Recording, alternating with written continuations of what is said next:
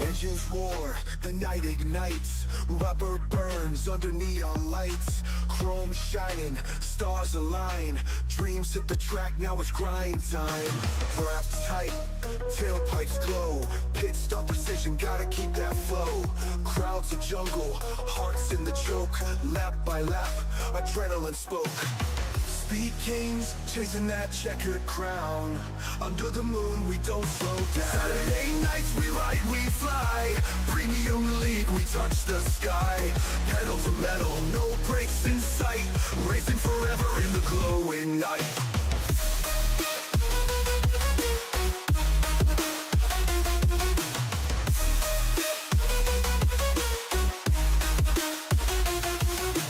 V8 screaming, thunder on wheels, heat from the asphalt raw and real. Tracks a snake, it twists and winds, grip the wheel, leave fear behind. Spotlights dance, tires squeal, victory's close, you can almost feel. Pulse is wild, the finish looms, the checkered flag, it seals the room.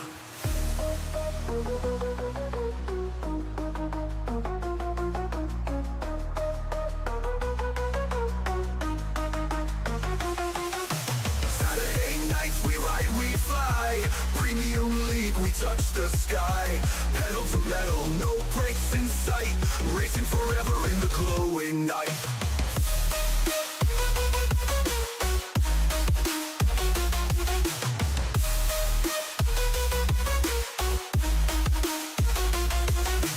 V8 screaming, thunder on wheels, heat from the asphalt raw and real. Tracks a snake, it twists and winds, grip the wheel, leave fear behind. Spotlights dance, tires squeal, victory's close, you can almost feel. Pulse is wild, the finish looms, the checkered flag, it seals the room.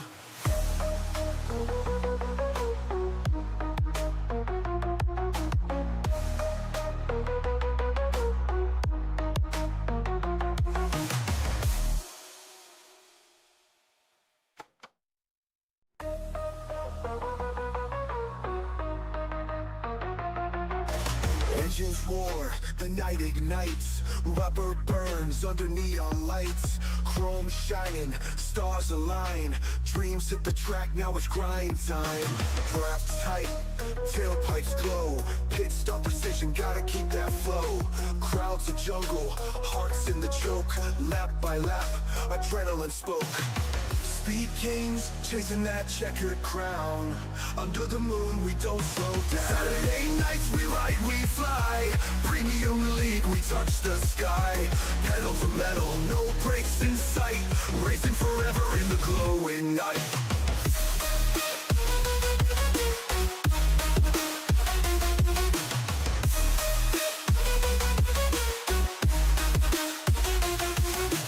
V8 screaming, thunder on wheels, heat from the asphalt raw and real. Tracks a snake, it twists and winds, grip the wheel, leave fear behind. Spotlights dance, tires squeal, victory's close, you can almost feel. Pulse is wild, the finish looms, the checkered flag, it seals the room.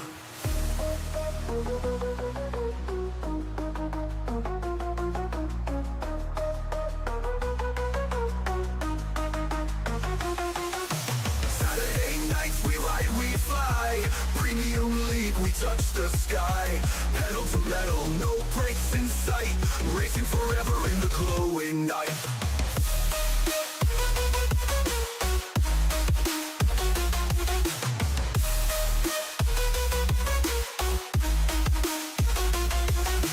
V8 screaming, thunder on wheels, heat from the asphalt raw and real. Tracks a snake, it twists and winds, grip the wheel, leave fear behind. Spotlights dance, tires squeal, victory's close, you can almost feel. Pulse is wild, the finish looms, the checkered flag, it seals the room. Woo! Oh, ladies Ladies and gentlemen, boys and girls, welcome in as we get ready to rumble here this evening as the always amazing Premium Stock Car Racing League is ready to rumble here from Eldora Speedway. As each and every one of these drivers are about to put their skirts in the dirt here this afternoon. But first, we jump into our qualifying session. You get a great look here at Brian Underwood laying down, as of right now, the quick time here in this qualifying session. We do see Danny White, Kevin Calkins, all these drivers jumping out on the racetrack as Underwood with the quick time. Gaston up and into second here. Good lap there for that 72 ride as they'll be looking to try to get that Bourbon Hills barbecue. Scott Bloomquist's inspired paint scheme up and into that top spot. As for each and every one of these drivers here this evening, there's a little bit extra money on the line here, not only in this qualifying session, but in our heat races as well, thanks to Lonnie Kreider. Lonnie coming in has $5 extra into the pocket of our pole winner here this afternoon. Quickest in qualifying will earn themselves $5 bonus here this evening. For each heat race winner will earn themselves $10 as well as a good starting spot in our A main feature event. As we'll get them all stacked up, racked up, and are ready to rumble here. They'll keep on battling here for the top positions out there on the racetrack. His driver is going to continue to slide out there, try to lay down their quick times, hoping for a good lap or two that they can try and work themselves into that pole spot and hoping that they can try to put some extra money into their back pocket. Here comes the toxic Kreider, number 5 ride of Josh Kreider. Josh was quickest there in that practice session. He had over 100 laps laid down out on the speedway during the practice as well. So for Josh Kreider, he could be a driver that we may have to keep a close eye on here this afternoon, as here he comes down across the line. His second lap jumps into 5th. So not quite the quickest lap time here as Grant Wesley jumps up into 3rd. It's still Brian Underwood here with that pole position. Gaston currently sits in position number 2. We still have a few drivers left to jump out there on the racetrack to try to lay down some quick times here. Unfortunately for Nathan Brookover, his second lap gets up into the outside fence. I believe his first lap as well may have made contact with the wall, so his qualifying run will be null and void and will not be counted here this evening, and unfortunately he'll have to start from deep in the field here. We're waiting for Scott Lee, Robert Wolf to potentially jump out there, trying to lay down their laps as well this afternoon. We do see Jeremy Jeffries. He did not complete a lap as of yet for the one ride sitting down pit side. But for all these drivers, still a lot of time to try to work yourself into a good starting spot here this evening. Not only through this qualifying session, but through our heat races here this evening. As Blake in the chat says, he's going to be watching. He's going to be watching Mr. Gaston here this evening. We saw a lot of fans in the stands cheering on Gaston here earlier on today, as we saw Cam's Cool in the chat as well, asking Gaston if he's going to be racing. He's going to be here watching and cheering him on, and asking for some extra points as well. And we did see Ostrich in the chat as well, says I also need points for Gaston's class. So I'm going to vouch for him, Gaston. I'm going to vouch for him, brother. You know, they're in here, they're watching, they're cheering you on, man. You might better slide them a couple extra points, give them a little extra something, maybe give them a quiz or something come Monday, and then, maybe make it a little bit about the race, see what they got. As Jonathan says, share this up, guys. Yeah, share it out to your friends, your family, your Facebook, your Discords, wherever you can, Twitter, or it doesn't matter where. Share it out. Get the fans in the stands here, bring the people in, and have some fun enjoying these guys out on the speedways. It looks like this qualifying session is going to come to a close, and I believe it's going to be Brian Underwood with the quick time here in qualifying. So we'll get Brian up here for a quick little in-race interview. Hey, Brian, it's Aaron up here in the Peacemaker Broadcasting booth. Did you get a copy? Yes, sir. Ryan, man, great run, great drive out there. Looks like you were locked in as our pole winner here this evening and earning yourself an extra $5 here to start the day, man. Thanks to Lonnie Kreider. Brother, take us through that quick time and how you feeling out there on the racetrack. Yeah, to be honest, it's going to be, when the track is pretty clean, I feel pretty good. But as it gets all dark and black and slides all over the place, so I'm gonna be in the back. So I'm gonna take advantage of pole time and hopefully a good stage or heat race and get some stage points on that, and then just try to do what I can because it should get pretty interesting when it comes to 75 laps. Yeah, 75 laps out there on the racetrack, and it's saying here on dirt that anyone can be fast in the tacky. You can have a heavy foot out there, keep your foot in that throttle, and lay down quick times is easy peasy. But you better jump out there, brother. Your heat race is about to get ready to rock and roll, so I'm not going to hold you in here any longer. Good luck out there. Have some fun, and hopefully we'll see you back up here in just a little bit after your heat race. Sure, hopefully. Alrighty, ladies and gentlemen, boys and girls, give it up there for Brian Underwood, our pole winner here this evening from Eldora Speedway. We'll get them all locked and loaded and ready to rumble here in this one as heat race number 1 is about to get underway. So for all these drivers, they're going to have to, try to figure out either way forward or try to hang on to these spots. It's a tacky racetrack like the 6th ride was saying, so you can be on the throttle, you can hold it down, you can just take these big runs and a lot of speed out there on the racetrack. But if you cannot get that good of a run, unfortunately, you may be starting deep in the field here for our main feature event. But first, as we get these drivers ready to rock and roll, get ready to rumble out there on the speedway, quick little surprise for everybody is our opening command here this afternoon from Tim McCready. Hi, this is Tim McCready, and gentlemen, start your engines. Alrighty, shout out there to beautiful Tim McCready here jumping in, giving us the opening commands here this afternoon. So for each and every one of these drivers, hopefully that gets them fired up as we're fired up here as they get ready to roll out on the racetrack. As it's Brian Underwood, our pole sitter, who will start out front here. To his outside will be that iRacing number 88 of Grant Wesley. Josh Kreider will start in position number 3. To his outside, that is Jack Fletcher. Starting on the inside of row number 3. In the 11, that is Kevin Calkins. To his outside, the 1 ride, that is Jeremy Jeffries. And we see Sean Wilder, Derek Bates, and Nathan Brookover bringing up the rear of the field as our first heat race of the day is underway. As Blake says, then is it the main event? Yes, we will have a first heat race, our second heat race. There will be no consolation races. There will be no consies, B mains, C mains, anything like that.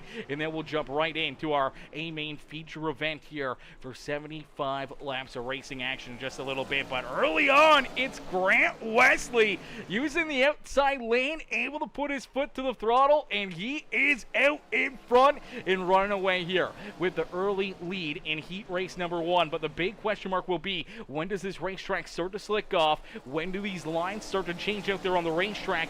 And how much will these tires hold up out there on the speedway? As you can be fast, you can look really strong at the start of the heat race, but later in the run, if your tires start to fade away, if you're starting to struggle, you may slide back a whole lot quicker than what you're expecting. And for some of the drivers back behind you, if they're able to keep their cars a little straighter, keep them out of trouble, and try to keep the tires underneath of them, they may be able to work themselves forward and right into position to try to steal a couple spots late in this race. But for right now, we see a great battle brewing here for position number 4 as Josh Kreider and Kevin Calkins slicing and dicing it here. A great slide job, great crossover there down through 1 and 2. Kreider's been all over this 11 of Kevin Calkins, but Kevin's been able to hang right there with him as again down through 1. 5 right goes for the slider, can't quite clear him. There's contact. Look out. Luckily enough, both drivers able to keep their cars pointed the right direction. But boy, oh boy, we were very close to seeing our first caution flag of the day right there in heat race number 1. Luckily enough, both cats able to keep on rolling, and it looks like for Kreider, he's now going to be able to put the power down, roll the outside lane, and pull away from the 11 right. As Grant Wesley, though, out in front, continuing to lead these laps, and he's got about 0.6 of a second between himself and Jack Fletcher, as Fletcher not letting him run away staying with it, sticking right there with him. We'll have to wait and see if Fletcher can catch him, but oh, up and into the fence, out at 2 for the rigid Home Depot number 14 ride. Oh, brother, that's a tough break right there for Fletcher. That's going to kill a lot of speed out of that 14 ride, and that damage may really affect him here as he's up into the fence again. The handling may be gone, and we do see our first caution flag get displayed, so that's even worse case scenario for Jack Fletcher, because that's going to bring all these drivers right back to his rear bumper. And I know for Grant Wesley, he did not want to see that yellow flag. Well, let's take a look at it, see what happened. It looks like the Fireball number 7 ride, Nathan Brookover, down into corner number 1, trying to roll that outside lane. Looks like the car just gets tight, pushes up the racetrack in right on corner exit. Unfortunately, hard contact into that outside fence. Car goes for a loop-de-loop, and that's where we see our first caution flag of the day get displayed with the car stopped there, pointing the wrong direction on the racetrack. So our first yellow flag here on the evening. Took us about 8 laps to see it, but now we're going to start clicking these laps off, and obviously for all these drivers, they want to see clean green laps here. They want to see these things continue on. They don't want to see this race have a lot of yellow. So this not only for a heat race to potentially advance your position out there on the racetrack, it can also prove as a really good learning experience as well.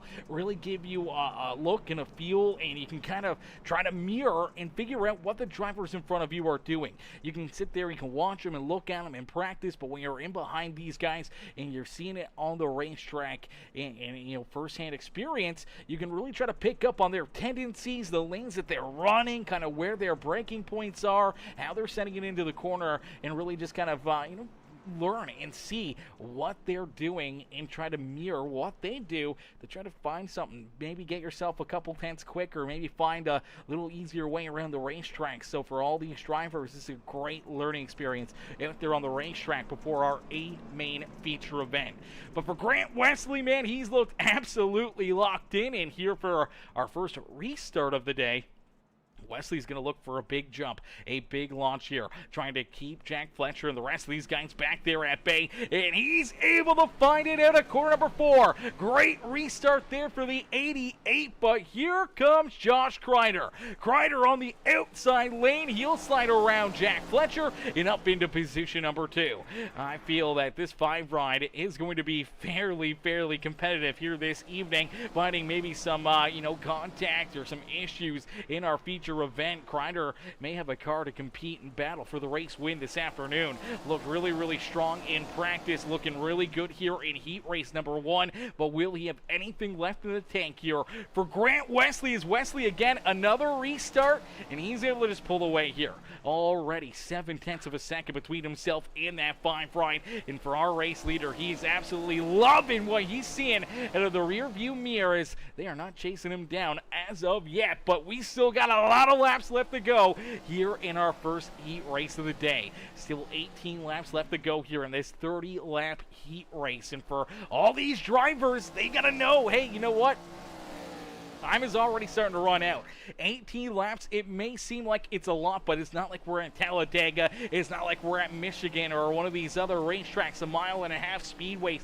We're at, a very, small in comparison dirt track where we're clicking these laps off in 17 seconds out there on the racetrack. So things are moving quickly. It's almost like Bristol, where these laps get clicked off very fast, and you run out of time before you know it. So if you're holding back, if you're trying to save anything, you're almost at that point right now as we're about to hit our halfway marker here that you got to put your foot to the throttle. You know it's game on. The pay window is open. If you want to advance position, you want to try to put yourself into a better starting spot for our main feature event, you need to keep on moving forward. And right now, Grant Wesley out front. He's feeling good. No one's shown him anything as of yet, but that 5 ride of Josh Kreider starting to reel him in slowly but surely. Kreider is starting to catch up to the back bumper of our race leader. Could be starting to put some pressure here on Grant Wesley, and you always got to wonder if potentially lap traffic could play a hand at it, as you do see the 7 of Brookover, the 2 of Bates there right down low. Our race leaders are going to roll around there outside in a quick hurry, but you just never quite know. And you do see Jeffrey's not too far away either, so more lap traffic could be way at hand here and could really decide the outcome here of this first heat race. As Underwood back up and into third here. Fletcher's falling back into position number 4. You gotta imagine that damage after getting into the outside wall for the 14 ride has really killed a lot of speed and the handling out of this car. Unfortunately, that's gonna not help him out a whole lot here in this heat race, but getting the car repaired back out there for the A main feature event, he'll just have a little bit more work to do out there on the racetrack as he rolls in that 4th position. Kevin Calkins back in position number 5. Sean Wilder in that beautiful high velocity racing number 99 ride back in 6th with Jeremy Jeffries up into the outside fence in the Monster Energy number 1 ride. Our race leaders are right here behind him. Look out, where does he go? He's going to the high side. That's right in front of our leaders. Look out, he goes around. Caution flag on the racetrack. And that's what we were talking about. How much damage is on this 88 ride? A little bit of left front damage. He may have gotten lucky and just avoided heavy contact right there. But I think for Jeremy Jeffries, he was, at least a straightaway ahead of these guys, but unfortunately, as he heads down into corner number 3, up a little too high, he's over the banking there and gets that right rear up into the marbles, up and into the outside fence, and I think at this point, he's not expecting our race leaders to be catching him in this quick. He's feeling like, okay, I still got that bit of a gap, no worries here about this one, and all of a sudden, here he comes back up the speedway, realizes, hey, they are on my bumper, and I think it kind of sketches him out. I think he realizes that he's going to be on their lap, tries to get on the binders to cut down the racetrack, and unfortunately loops the car around, and that was right in front of our race leaders. Man, that is a too close of a call there for Grant Wesley. I think for Wesley, he may need a new pair of shorts after this one. That is for certain. There may be some brown stains in his underwear. So let's take a look on board here with our race leader and see how quick it is, because here we go. Down into corner number 1, sees the one ride, then all of a sudden, boom, there he is, sideways right in front of him. Does get a good piece of him. Luckily enough, though, doesn't look like it's going to be too much, but we'll have to see if it affects that race car, if it will kill the handling here like the 14 ride, and if it will potentially slow him down enough that it opens up the door for Josh Kreider or Brian Underwood to potentially try to steal this heat race win away from him. As Cam says, get ready, Gaston. Says, better chug you a mug of coffee. Yeah, Gaston, get the coffee into ya. Get the coffee into ya. Get wired up. Get ready to rumble, because heat race number 2 is going to get started here in just a little bit as soon as this first heat race comes to a close. But for Grant Wesley, still a lot of work to do here in this one as he heads down and out of corner number 4. Great launch, great restart. It's 9 laps left to go here in our first heat race of the day. As Kreider right there on his back bumper. What does Josh have in store? Does he got something up his sleeve? Can he be the magic man as both drivers tag the outside fence? Here comes the 5 ride. Big drive down the hill at a corner number 4. They're door to door across the line. Give it by inches to the 5 ride. Here he comes, looking for the slide job. Can't quite clear him. That's going to give the outside momentum to the 88 of Grant Wesley. He'll use that to pull back out in front of Josh Kreider. Kreider knows that he's running out of time, though. These laps are clicking down. It is only 7 laps left to go here in our first heat race of the day. And for Josh Kreider, not only is the pole position on the line for our A main feature event, winning this heat race, but there's an extra $10 brought to you by Lonnie Kreider here this evening, as Lonnie coming in, putting up some more money here this afternoon. And for these drivers to try to earn that extra $10, I mean, it's not much, but that's a lot of iRacing credits that can help you out a ton, as we do see the caution flag come back out. And it was our quick time sitter, it was our pole winner, the 6 of Brian Underwood. Oh no, heavy rear end damage here. Underwood goes around on lap number 25. Caution flag is back out into the air. Let's take a look at it. He's running in that 3rd position. It's up the racetrack into the outside fence and then down and out of corner number 4 right there. Heavy contact between him and the 14. Eventually, finally just goes around up the racetrack and then gets, oh man, big hit right there for the 99 ride as well. Sean Wilder, nowhere to go. But man, this is just These guys are fighting for everything they got out there on the racetrack right now. Some of them are fighting for their lives. Some of them are just fighting to try to keep these things pointed in the right direction on the speedway. So let's get a look here at this Premium Stock Car Racing League number 6. There they go. Contact out of 4. They bounce off each other again, up into the outside fence, and then bam!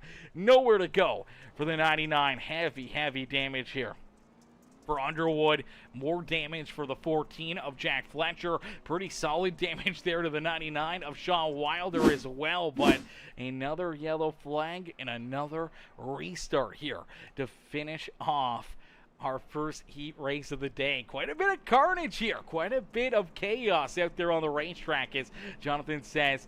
No coffee tonight, just water. Oh, baby. He's got the water from the glaciers of Alaska here this afternoon, ladies and gentlemen. He says no coffee needed. He's got the stuff here this afternoon. It is absolutely brisk cold, and it's going to keep him hydrated, focused, and ready to rumble, ready to battle here at Eldora this afternoon. As here we go, ready to see what Wesley can do if he can hold these guys off. We saw the 5 ride of Josh Kreider able to get a pretty solid restart and was able to battle with the 88 ride for the race lead last time. So see if we can find a little bit of that magic again here in what could be our final restart of this heat race. As Wesley leads us down the back straightaway. Great run down into corner number 3, avoids contact with that outside fence, so he's able to keep a bit of a gap here between himself and Josh Kreider, but Kreider still in tow, still trying to wound up that outside lane, trying to reel back to his back bumper, and oh, he gets loose at a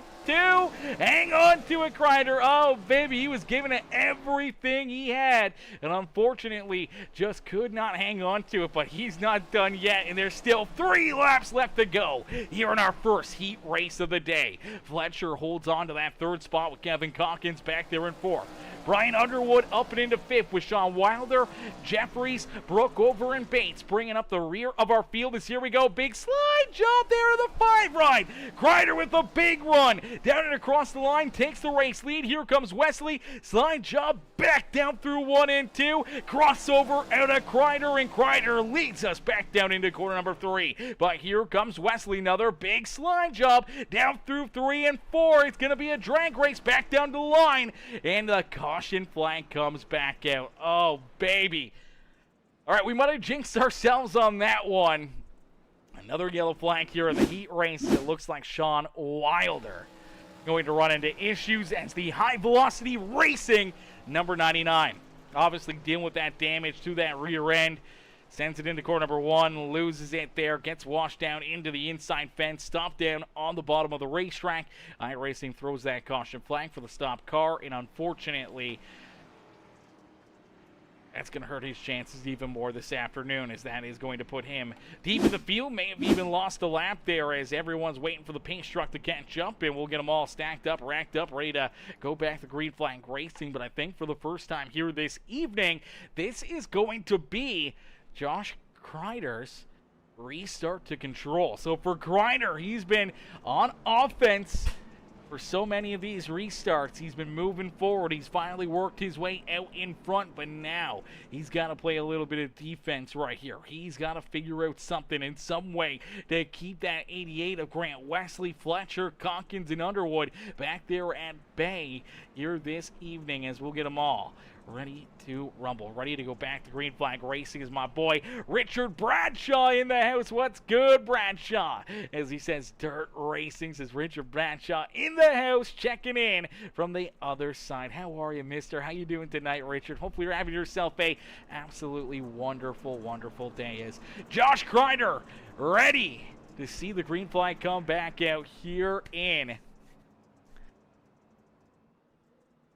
what could be, again, our final restart of the day. I don't want to call it that here, our final restart of heat race number 1, as you just never quite know, but the green flag is in the air, and I do believe this is going to be a 1-lap shootout for these drivers. So for Kreider, all he's got to do is keep him back there at bay, as we saw Calkins up into the outside fence. Here comes Underwood back down to his inside, but down through 3 and out of corner number 4. Back down and across the line. It is not a 1-lap shootout, 2-lap shootout, and he here comes Wesley. Wesley with a great run down into corner number 1 and 2. He's going to look to do it again down through 3 and 4. Oh, he stuffs it into the inside fence, washes up the racetrack. Contact between him and Kreider. Here comes Fletcher. Fletcher, Calkins around the 5, and it's Jack Fletcher who steals our first heat race win of the day as Grant Wesley and Josh Kreider get tied together. Fletcher and Calkins are able to keep their foot in the throttle and steal that heat race win here this evening as we'll get ready to pull Mr. Fletcher up into the booth here for a little post-race interview after that heat race, man. Let's see if we can get him up here into the booth. Now, let me see if I can find him. I'm not sure exactly where he is in this chat. Where is Jack Fletcher? Okay, there he is. All right, ladies and gentlemen, give it up here for our first heat race winner here this evening, Mr. Jack Fletcher. Hey, Jack, it's Aaron up here in the Peacemaker broadcasting booth. Do you get a copy? Yeah, what's going on, man? Not much, Jack. What a run. What a drive for you here in this first heat race of the day. Obviously, looking very, very fast early on. We saw you tag that outside fence at a corner number 2 really, really hard, and it seemed like it just killed the speed out of this 14 machine. But there at the end, mistake into the 88 ride of Wesley as he gets into the inside fence, stuffs it in there a little too far, washes up into Kreider as they get beaten and banging. You're able to just keep the power down. Drag race with the 11 of Calkins, able to squeeze by Kreider and steal that first heat race win of the day and the $10 that come with it from Lonnie Kreider. Yeah, I have no business being up here. I am not a dirt guy. That was the luckiest thing ever. I still can't even believe that happened. That was super fun drag racing. I believe it was Dylan there at the line. I knew he was lurking in the weeds because, like you said, I was definitely nursing some damage. But I don't know. I'm very new to this dirt stuff. If they're all like this, I think I'm hooked. That's fair, yeah. Well, a lot of them are like that, man, and you're going to get even more of an experience here when we do 75 laps in just a little bit as we get ready for heat race number 2, brother. Congratulations on winning that heat race and the money from Mr. Kreider. Thank you, sir, and thank you, Mr. Kreider. Alrighty, ladies and gentlemen, give it up there for our first heat race winner as heat race number 2 is going to get underway. And starting on the pole, it's the 72. It's Mr. Gaston who starts in the pole position. Jonathan, though, does get up into the outside fence there pretty solidly down through 3 and 4s. It's Melvin Brengerer in tow trying to hunt him down as Mark Rothengen in the 24 rolls back there in 3rd. Jordan Kreider in position number 4 with Danny White, Sean Merriman, Robert Wolf, Abram Ghostin, and it's Scott Lee who's at the back of the pack here. Unfortunately for Scott Lee, did not jump in on the racetrack here for this heat race, but Gaston has kind of got his hands full here. The 9 ride, oh, Brengerer just over his nose. Pretty solid contact there for both drivers. Slide job, though, now for the 72 of Gaston as he heads down through corner number 3 and 4, takes that race lead back away, but Melvin Brengerer is not done yet. He's got the Corsair number 9 ride hooked up, but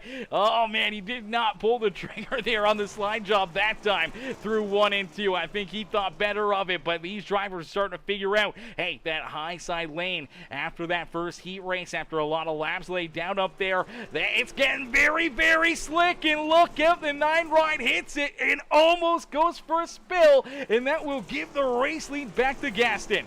So Jonathan Gaston back out in front, and this is what we talked about.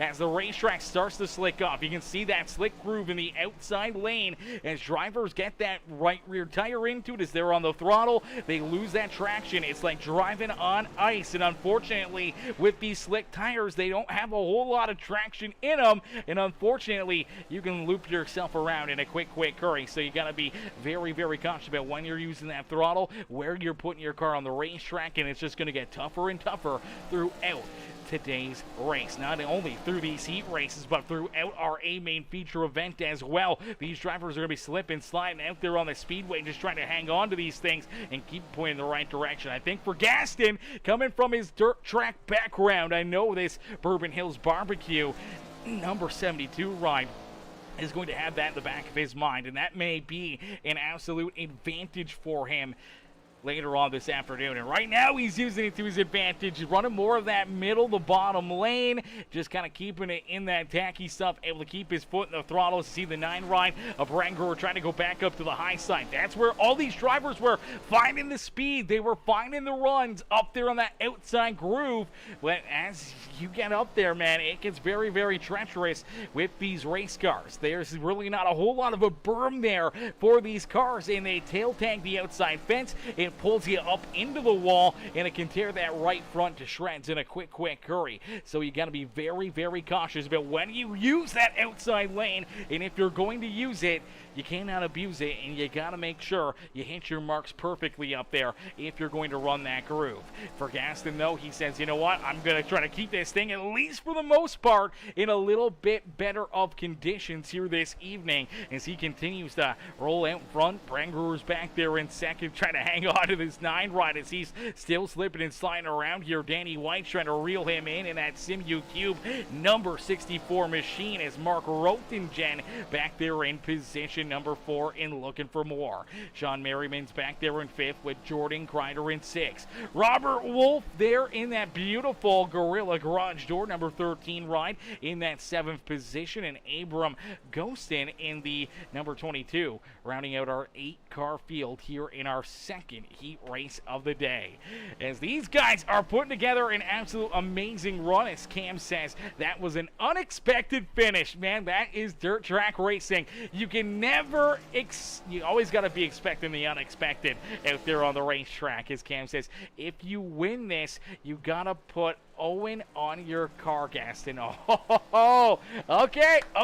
Hey, there's a little bit on the line now for Mr. Gaston. That is for certain. I know that he loves having his class and everyone in the school on board of his race cars. We've seen them in the past here, having his students' names on the car. I'm sure he would love to do it again here, you know, in the future in the Premium Stock Car Racing League and all the other leagues that he runs as well. But for the 72 here tonight, he's looking really, really nice. Smooth out there on the racetrack, just hitting his marks here. He knows that, hey, the way to win this thing is keep this car pointed in the right direction, try to keep it as straight as possible, not burn up the tires too early, because as this track continues to get slicker and slicker, it's going to get trickier and trickier to keep it pointing in the right direction. So as he continues to lead the way, he's got 1.5 seconds between himself and Melvin Brangrower. Brangrower trying to get that inside lane a little bit more figured out now, and for the most part, he's definitely seeing kind of more of the lane that Gaston's running, and I think he's kind of learning from what Gaston's doing as he's been able to pull away from Danny White and slowly but surely reeling back in to that 72. But as he ran out of time, as down across the line, it's only 12 laps left to go here in our second heat race of the day. Is the second heat race, man. Total polar opposites from our first heat race. We saw, what, 4 or 5 yellows in that first heat race. Heat race number 2 so far, knock on wood, is clean and green here this evening. As Blake says, Mr. Gaston is my teacher. He's whooping y'all. He's whooping them. He's whooping them. That is for certain. As Gaston out in front puts the 22 right of Ghostin a lap down. So Ghostin back in that 8th position. First driver to lose the lap here in this second heat race of the evening, but for Jonathan, still about a second and a half between himself and Brangrower out there on the racetrack. Danny White a little farther back here in 3rd.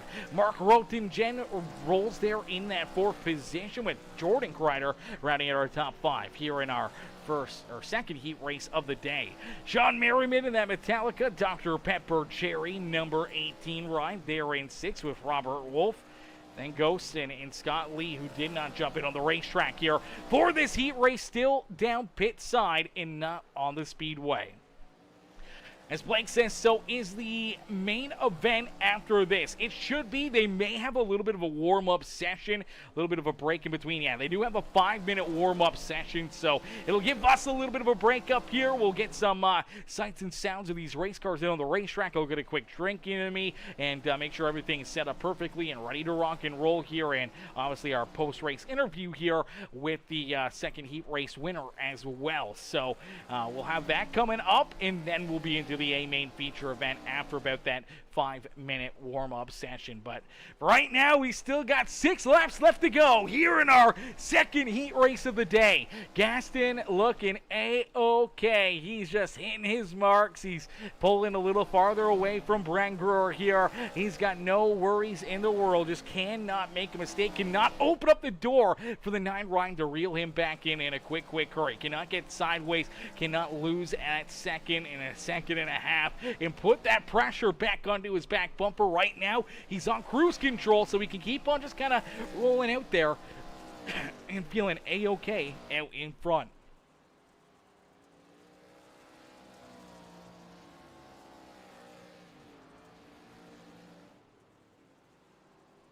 As Gaston with only 4 laps left to go here in our second heat race of the evening. Gonna roll nice and easy. Back down through corner number 3 and out at corner number 4. It'll be 3 laps left to go for the number 72 machine here this evening with Brangruer, Danny White, Mark Rotingen, and Jordan Kreider rounding out our top 5 out there on the Speedway. Merriman, Wolf. Oh, Wolf almost going around right there. Luckily enough, able to catch it there. No late race caution flags here. Gaston does not want to see a caution flag come out here this late in this heat race. And all he's got to do is see one more lap get clicked off here. See that white flag fly. And as he rounds corner number 4, here it comes. There's the white flag. Our final lap here in heat race number 2. And for Gaston, still over 1.5 seconds, closer to 1.7 seconds now between himself and Brangruer, will take us for the final time into 3. Nice and easy out at corner number 4. And it's Jonathan Gaston who picks up our second heat race win of the day. Gaston gets it done, picks up that second heat race dub, and we'll get ready to pull him up here into the broadcast booth, man. Great run, great drive there for that Bourbon Hills Barbecue. Scott Bloomquist inspired number 72 machine. Brangruer White rounding out our podium there, as we'll get ready for all these drivers to have a quick little warm-up session. We'll get Jonathan up and into the booth right now for a little post-race interview here after picking up the heat race win. Let's see if we can get him up here. Where is he hiding? Okay, he's up here. Okay, so let's see if we can jump in here with Mr. Gaston right now. Get him up into the booth. Hey, Jonathan, it's Aaron up here in the Peacemaker Broadcasting booth. Did you get a copy? Yes, sir. I got you. John, man, great run, great drive here in heat race number 2, but it came with a little bit of craziness there early on as you were trying to get that outside lane figured out, seeing if there was still anything up there, and Melvin Brangruer down low was taking these big runs, slid up in front of you, hard contact there out of corner number 2 between you and the 9 ride. Luckily enough, though, you're both able to keep your cars pointing in the right direction, minimal damage there on both race cars, and you're able to slide back in front of them, put that hammer down, and then just kind of find your lane, find your groove, hit your marks there, keep that 1.5 second gap between yourself and the 9 ride throughout pretty much the rest of this heat race, and able to drive home to a beautiful heat race win here in heat race number 2, and earning yourself not only a good starting spot for the A main feature event, but also $10 here thanks to Lonnie Kreider. Yeah, I kind of figured he'd be aggressive right there early. I wasn't sure what the top had, so I wanted to test it there for a couple of laps, and then I knew if I needed to run that top line, it was there, but I felt comfortable just running the bottom. You're gonna need to be able to run the bottom to win this race, so I wanted to make sure that I felt comfortable there. I think a lot of heavy hitters were in that first heat, so we'll see what we got here. I think I'm starting outside pole, so we'll try to keep it up there for the fans. I got a lot of people watching, so share it up, and let's see where we can get tonight. Absolutely, brother. Well, Jonathan, great heat race, great run so far here this evening. Obviously, some good stage points there for you as well. And now you get ready to get locked in for 75 laps here in this A main feature event. What do you think? What do you think the outcome's going to be here? Do you think there's going to be a lot of yellow flags? Do you think everyone's going to take it kind of easy and see yellows fly maybe later on in the race as the tire wear starts to take effect and the racetrack gets really slicked off? I think yellows are going to be a factor, especially late with late race restarts. Restarts are going to be huge. everybody knows Eldora, the top line. It's going to be the fastest way around here. If you can keep it out of the wall, there's definitely going to be slide jobs, City. I think old Grant there, he definitely has some dirt experiences because he was throwing some slide jobs from out of nowhere. It's going to be interesting seeing racing with him. So hopefully we can get her done. Yeah, absolutely. It's going to be a great show, a great race, and we can't see what you guys got in store for us. But, John, great run, great drive there in heat race number 2. Congratulations on the heat race win. Good luck. Have some fun out there in this feature event, and hopefully we'll see you right back up here in the broadcast booth at the end of the night. Yes, sir. Alrighty, ladies and gentlemen, boys and girls, give it up there for our second heat race winner of the day, Jonathan Gaston. As we'll get ready now for this quick little warm-up session, drivers jumping out on the racetrack, they're making sure that their cars are absolutely perfect here for this main feature event, and that's going to give us an opportunity to take a quick little break here. We're going to get a drink into us, and then we'll get ready to rumble in just a couple more moments.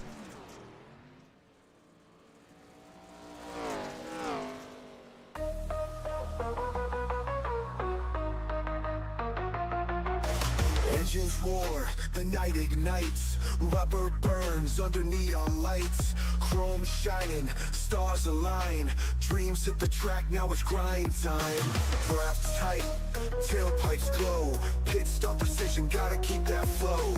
Crowds a jungle, hearts in the choke, lap by lap, adrenaline spoke. Speed kings, chasing that checkered crown. Under the moon, we don't slow down. Saturday nights, we ride, we fly. Premium league, we touch the sky. Pedal to metal, no brakes in sight. Racing forever in the glowing night.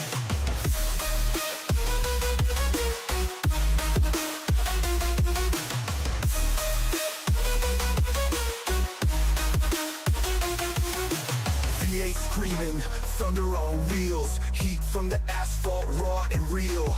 Tracks a snake, it twists and winds, grip the wheel, leave fear behind. Spotlights dance, tires squeal, victory's close, you can almost feel. Pulse is wild, the finish looms, the checkered flag, it seals the room.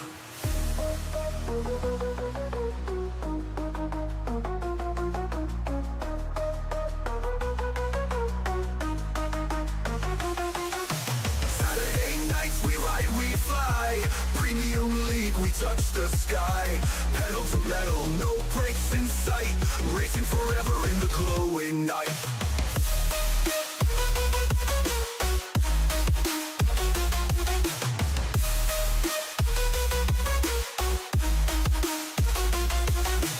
V8 screaming, thunder on wheels, heat from the asphalt raw and real. Tracks a snake, it twists and winds, grip the wheel, leave fear behind. Spotlights dance, tires squeal, victory's close, you can almost feel.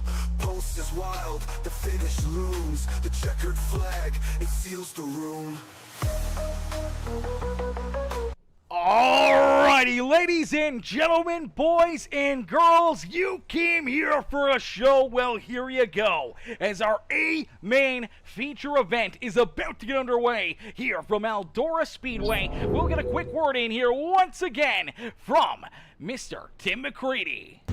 Hi, this is Tim McCready, and gentlemen, start your engines.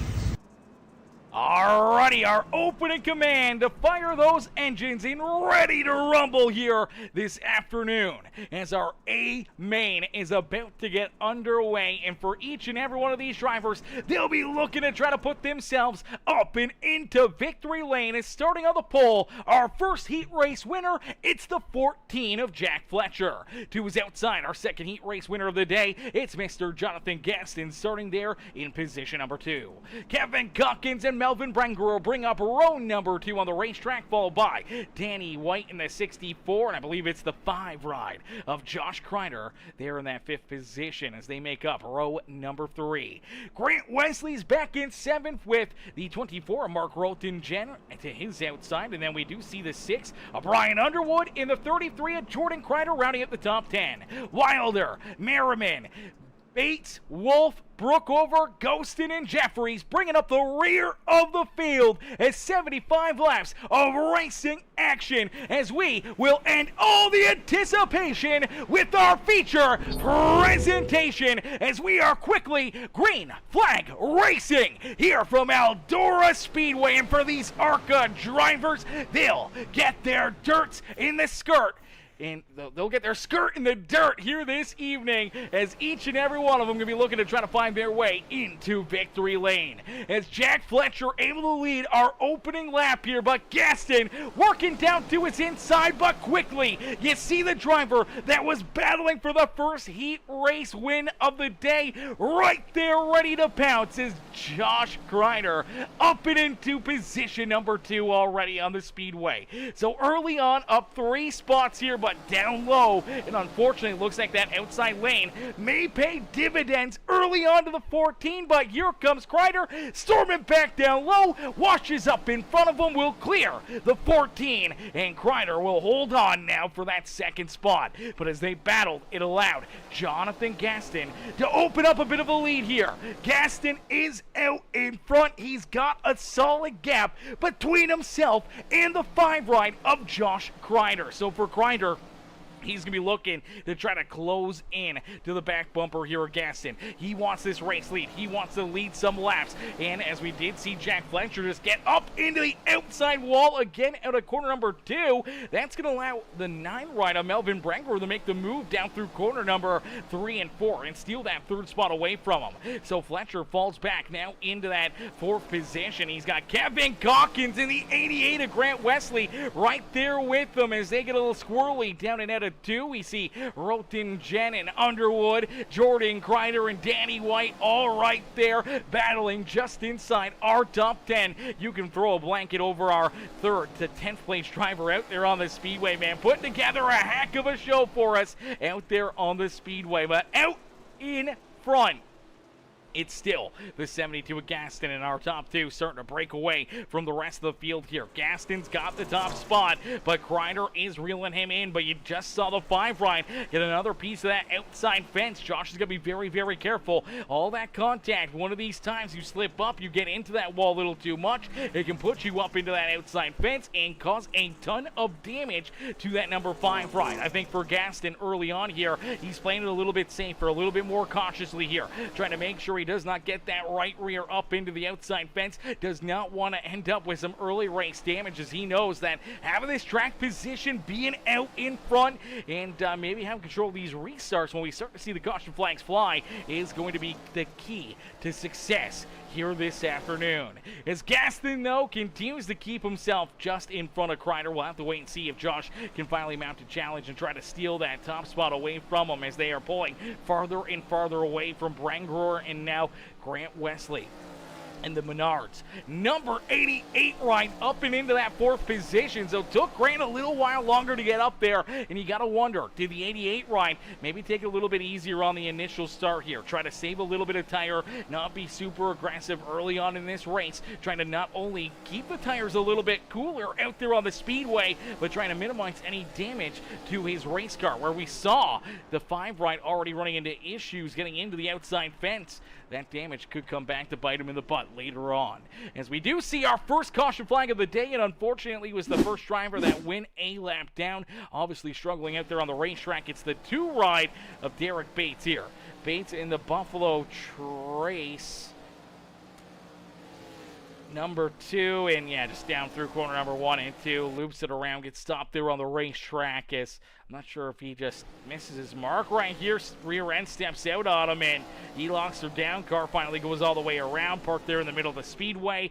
Obviously takes it down pit side instantly here, trying to not bring up the caution flag. Unfortunately, as soon as he gets stopped on the racing surface, iRacing will throw the yellow here in the dirt track action. So if he was just trying to leave the racetrack, he probably should have pulled down pit side and then exited. But unfortunately there, that will bring out our first yellow of the evening. For Bates, he'll stay down pit road for now. We'll have to wait and see when he's able to come out, when he's able to get back into the action. But unfortunately, he was in the lucky dog spot, but bringing out that caution flag, he will not get the wave around the lucky dog here this evening. As we'll have to wait and see. Does anyone decide to come down pit road? Does anyone get some early damage that maybe they want to get fixed? If you did run into an issue, this may be the time to do it. I mean, you take a look at the 14 ride. We did see him get into the fence, but it doesn't look like too much damage there for him. Actually looks like more damage to the 11 rider, Kevin Calkins. He's got some pretty solid right rear damage on that Blue Bulls number 11 machine. You're going to wonder, you know, is it part of the strategy here when you come down pit road? If you are able to get tires here, I'm not sure if you are, being a dirt track, but with these race cars, normally they would be allowed in real life, but I don't know if these guys are going to have that option or not here this evening. But if they do have an extra set back behind pit wall, when do you just choose to use them? When do you come down pit road? When do you put those on? As we see another good restart, great launch there for that 72 of Gaston. He's hoping that he can try to pull away here with a 5 right at Kreider. Kreider's been very aggressive on the restarts and starts out there on the racetrack. You can see him get wound up in that outside groove, gets a big run down the front straightaway.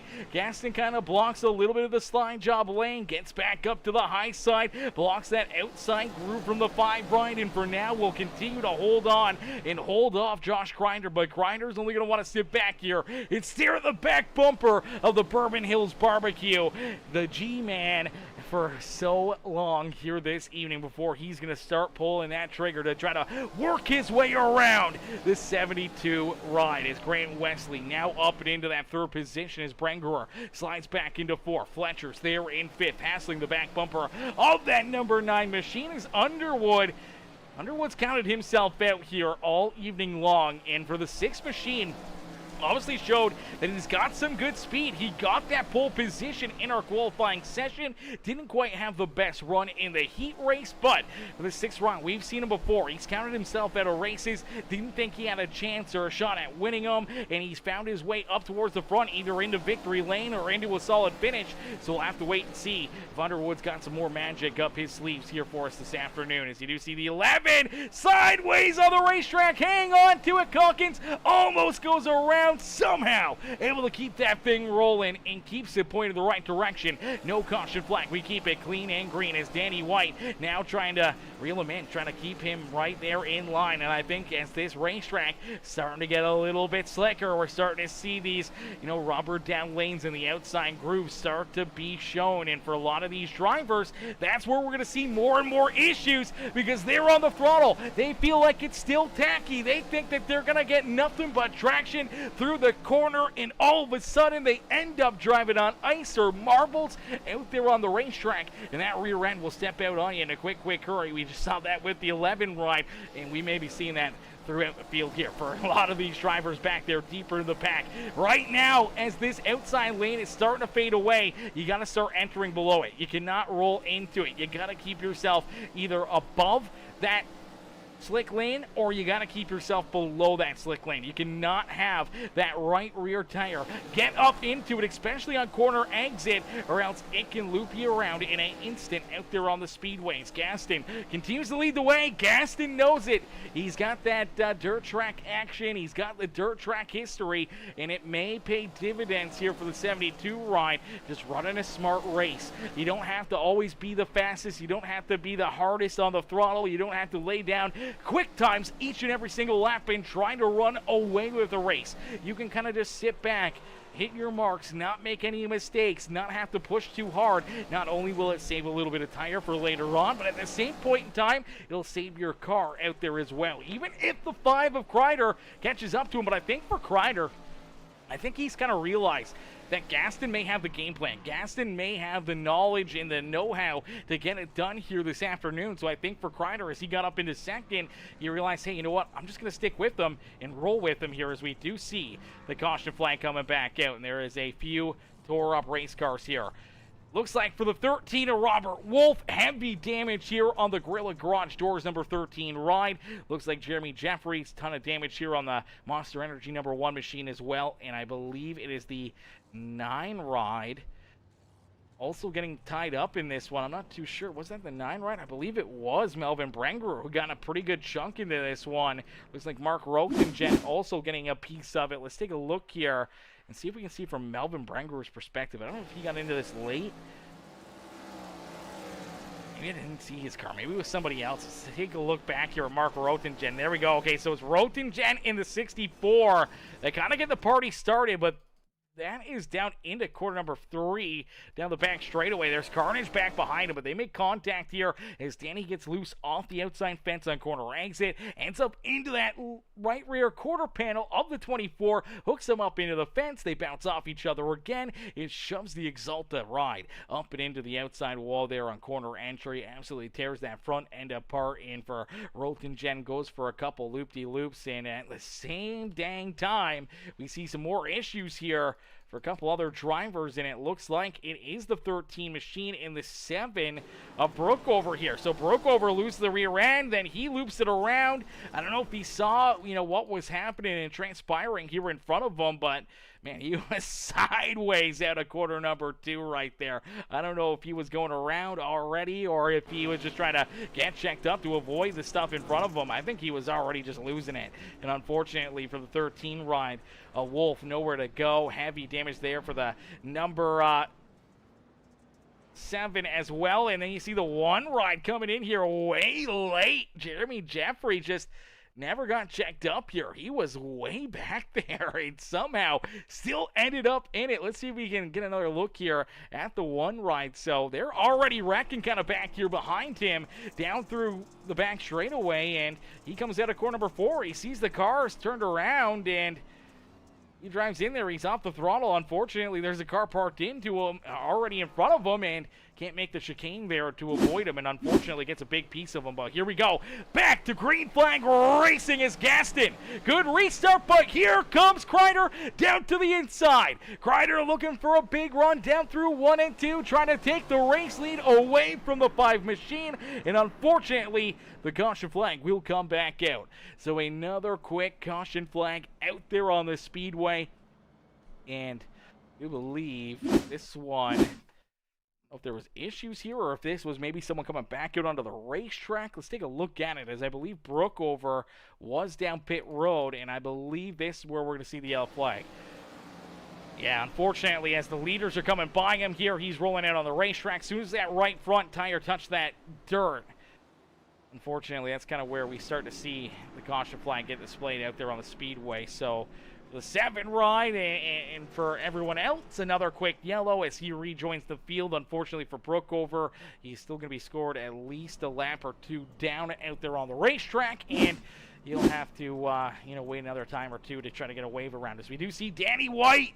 I'm amazed Danny didn't come down pit road during the last caution flag that he was a part of, but for the 64, I think that restart really gave him a perspective there that his car has a ton of damage on it, and it needs some tender love and care as he's going to use his quick repair, get that car fixed back up, back into one piece, and roll back out onto the racetrack. So he'll lose that track position, unfortunately, and he'll have to try to battle his way back up through the traffic here, back towards the top 10 on the racetrack. But for Jonathan Gaston, man, he's going to be looking for another big restart. He's going to be looking for an even better one, trying to keep that 5 right of Kreider back there at bay. And we saw how quickly the Menards number 88 of Grant Wesley was right there ready to pounce, ready to try to steal a couple of those spots away from both the 5 and the 72. So you got to mind your P's and Q's. You cannot make a mistake. Every decision will decide whether or not you pretty much find victory lane here this evening. You take the wrong lane, you let the 5 ride or the 88 ride go by, you may never get that spot back. So for Gaston, he'll be looking to do everything he can to keep Kreider, Wesley, Fletcher, and the rest of the field back there at base. Here we go. Another big restart. Great jump. Great launch for the 72. He'll lead us down the back straightaway, back down into 3. You see the 5 right of Kreider. He's up into the outside fence there, but he's going to carry a lot of momentum out of that outside lane back down into corner number 1. As Gaston will lead lap number 27 here this evening. He's looking to try to pick up our first stage win of the feature event here as well. We saw stage points being handed out at the end of our heat races, but at the completion of lap number 30, we will have a stage break, and for these drivers, that's some extra stage points into their back pocket as we see Fletcher back up into the outside fence. Oh, baby, and Danny White's in it. Caution flag is back out. Oh, no. All right, so a couple things here on this one as we saw Jack Fletcher in that Home Depot rigid ride back up into the outside fence. Take a look here first at the 14 machine. Washes up the racetrack into the outside wall, and it just digs in, and it keeps them pulled into it. You see the 11 bounce off the fence as well, almost in the tire tracks of that 14 ride. And then for Danny White trying to work his way back up through traffic, and unfortunately, as you have to work your way back up through the field, there's other drivers that are struggling, that are trying to hang on and keep control of their race cars. And unfortunately for Danny White, I think he's going to find out here real quick as the high velocity racing ride of Sean Wilder rolling there to his outside. It looks like Wilder gets into the slick stuff, loses that rear end car sideway, washing down the racetrack and right into the lap of the 64. And unfortunately, Danny White's going to make hard contact into him. Then he's going to go around down into the inside fence. Stopped on the racetrack. That's where the caution flag will be displayed. So another hit there for the 64. Luckily enough, not too much damage there, but still some pretty solid right front damage to the 64 ride. And obviously now for Fletcher, we saw damage there for him as he got back into the fence. The 11 of Kevin Calkins got a little bit more damage as well. We'll have to wait and see how that will affect their rides here, especially as this race continues on and we get ready for another restart here this evening from Eldora Speedway. And I believe they're probably going to use that as our stage break. Now, I'm not sure if they will or not, so I'll have to wait for the official word on when the stage is going to be called here. This may be a one-lap shootout for the stages. That caution flag was displayed on lap number 29. They got to get to the completion of lap number 30 for those stage points. So we'll have to wait and see if it's going to be a one-lap shootout here to see who picks up the win in our first stage of the A main feature event. As Gaston, another great restart, great run, great roll down on the bottom lane, but here comes the outside groove for Josh Kreider. Carrying all that speed and momentum, he'll be looking to send it down through 3 and 4 as they battle back down and across the line. It is Gaston who is able to lead lap number 30, so no matter where they may have called that stage, it is Jonathan Gaston who picks up the stage win, and there it is. Caution flag is out. Stage is going to come to a close, so it was a one-lap shootout there for that stage break. And for Gaston, he's able to hang on to it. Kreider comes home in position number 2. Grant Wesley, Brian Underwood in 4th. Melvin Brenger, our top 5 there in our first stage here of this feature event. Jack Fletcher, Kevin Calkins, Jordan Kreider, Sean Merriman, and Mark Rotingen all earning some stage points here at the end of our first technical stage of the day. Now our heat races, I believe our top 5 in the heat races all earn stage points here as well. I could be wrong on that, but I do believe that is how they had that one kind of planned out as, yeah, I do believe.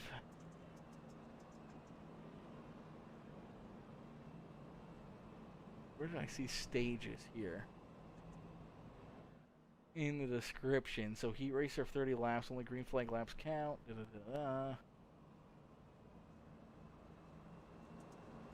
Alright, we'll have to figure that out. I'm pretty sure. Obviously it was lap 30 here for the stage. I can't remember where I saw race info stuff, but we'll have to figure that out. But for all the top 10 here in this first stage of the A main feature event, they all earn stage points. I do believe it was top 5 from each heat race earned stage points for their heat race performances. So for a lot of these drivers, you know, if you're Gaston, man, you won your heat race, you won this first stage of the feature event, you're still out in front, you're feeling A-okay, you're $10 richer, brought to you by Lonnie Kreider for winning that first heat race of the evening. So far, it's been a great day for the 72 ride, and I'm sure he would love to cap it off here with the checkered flag as well. It would definitely be a perfect race for the 72 if he can keep these guys back there at bay and find his way into victory lane. But we still have a lot of laps left to go here as the green flag back out into the air as they complete lap number 31 here this evening. So 31 laps completed on the day, and we still have a lot of time left to play. For Gaston, he'll look to try to keep them all back there at bay, but man, Kreider's right there with him. And I don't know, Kreider may be a little bit more aggressive now, knowing that, you know, the stage has kind of disappeared. There's no more stage points on the line. Now it's all about picking up the win earning everything you can here in this final run, because you never know when the next caution flag will fly. We may keep it clean and green, no more stage points on the line here, so we may be green flag for a while, or we may see a lot more caution flags come out as this racetrack continues to slick off. As the caution flag does get displayed again, as the 24 of Mark Rotingen and the Exalta 24 run going to run into some issues here just a couple of laps after we got restarted here this evening. So the 24 ride back there a little deeper in the field, down the bottom side of corner 3 and 4, and it looks like for the 18 washing down the racetrack, the 24 coming up the racetrack on corner exit, and unfortunately they're going to make some pretty solid contact here. So here he goes, 24 down low, 18's up on the high side, and you're going to watch right here.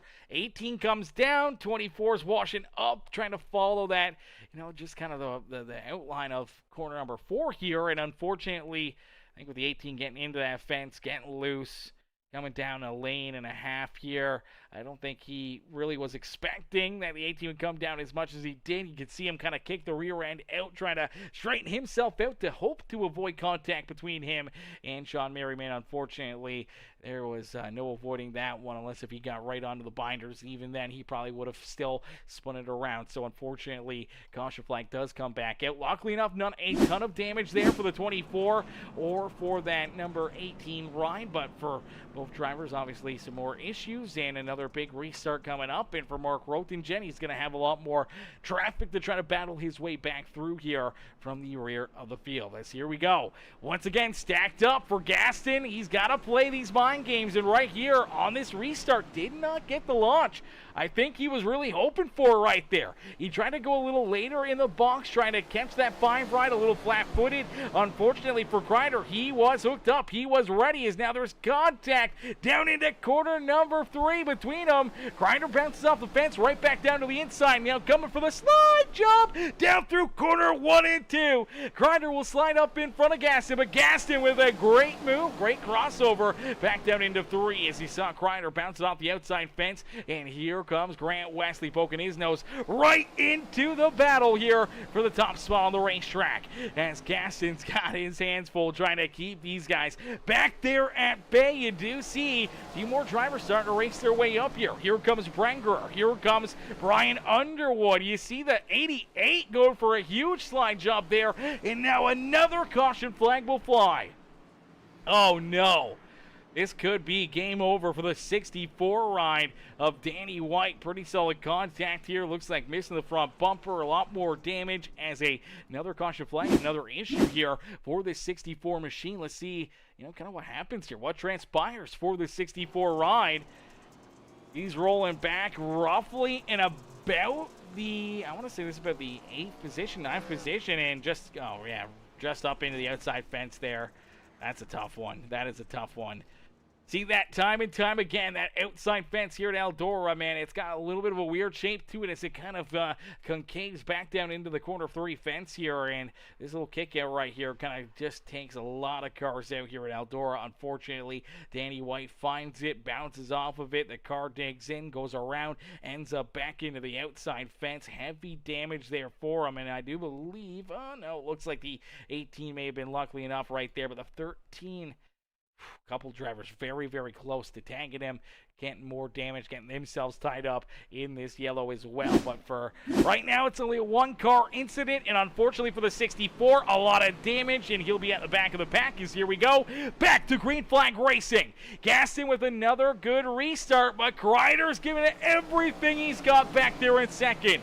That time out of corner number 2, though, through that slick stuff, lost the rear end. It stepped out on him there, and unfortunately killed a lot of his momentum, and it's allowed Wesley to work his way up and into second. But here comes Kreider, gonna slide up in front of him. Look at the hands on that 5 riders. Look out! Here they go around down the back straightaway. There's the caution flag. Oh, big hit there for the 1 ride. Oh, good hit there as well for the 33 of Jordan Kreider.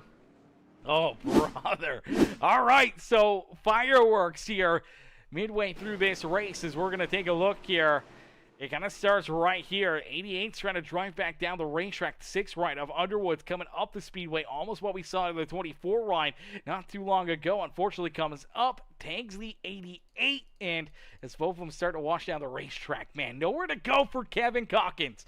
Calkins just trying to keep this thing pointed down low here, trying to roll that inside lane. All of a sudden has Underwood right there on his lap, and then here's the 88 right also onto his lap. Nowhere for him to go, and then we're going to see, I do believe Jeremy Jeffries come into this one late as we see the 33.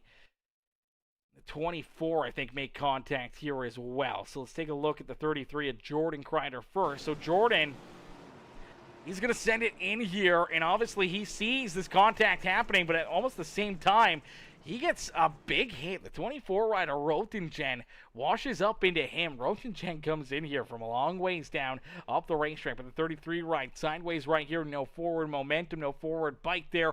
Sliding through the slick, and unfortunately for the 24, Rotingen gives him a good shot, and that's just going to get his 33 bent out of shape. He's trying to correct it slowly, but surely washes back up into that outside fence, and as he does, he's checked up so much that the 1 ride is trying to get around him here, and unfortunately for Jeremy Jeffries, as he goes to avoid the 33, ends up getting a piece of him, and it shoves him right in to the 88 right there, and unfortunately that's a big hit. A lot of damage there for the 1 at Jeffries.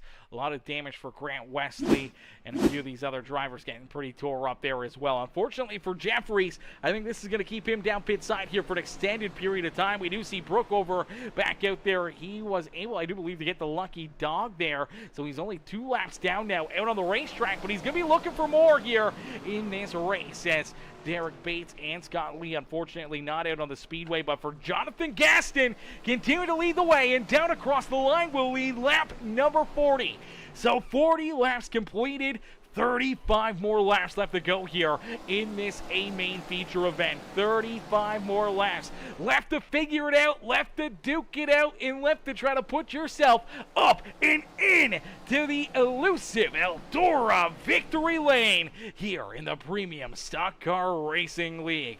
There's a lot of drivers that have shown up and have tried their fate here in our annual dirt race here in the Premium Stock Car Racing League. Many have failed, many have come up just short, and only a few have tasted the glory of winning a dirt track race here in the Premium Stock Car Racing League. And here tonight, Jonathan Gaston wanted to put his name, I do believe, back into the history books, or for the first time into the history books here as a dirt winner here in the Premium Stock Car Racing League, as the caution flag will come back out. We did see that 22 right of Abram Ghostin, a little slow there on the apron, and we are going to see the 22 run into some issues here. So Ghostin has some problems. I'm not sure if there's any help or contact here with the 22.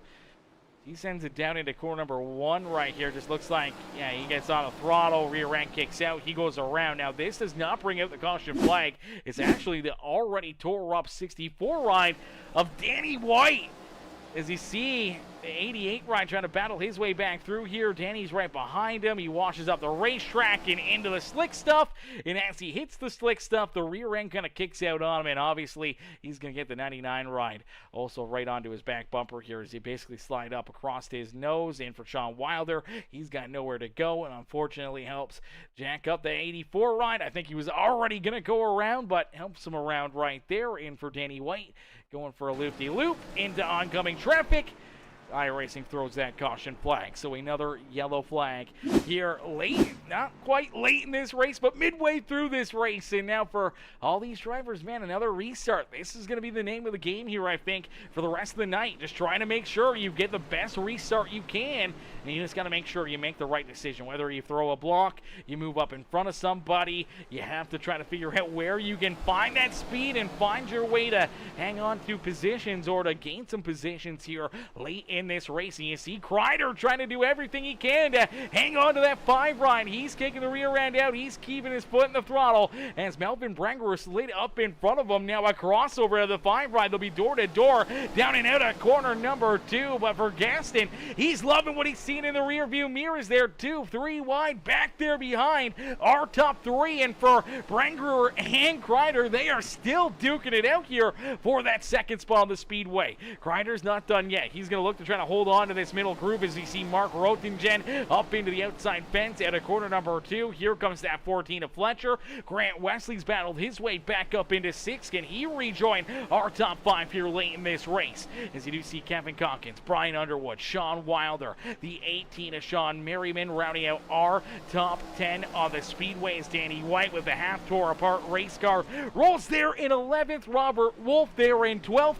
Jordan Kreider, Abram Ghostin, Nathan Brook over our top 15 out there on the Speedway. Jeremy Jeffries, Derek Bates, and Scott Lee bring up the rear of the field, unfortunately, for the 3 ladder names. That looks like they are done for the afternoon. But for Gaston, he is just getting started as the party is underway back behind him. He is run away with it. This is exactly what he was hoping for. This is exactly what he wants to see out of his rear view mirror. Now he just does not want to see a late race restart. He wants to see this go clean and green the rest of the way. He does not want to see a caution flag come out and see these drivers reel back to his back bumper, because it may potentially, cost him the race here. So he just wants to keep his foot in the throttle, keep this gap, and you're going to watch him probably even turn it down a little bit. He may even slow down a little bit, try to keep this car a little bit straighter, try to maybe save a little bit of tire, try to keep these tires a little bit cooler out there on the racetrack, as he can use this gap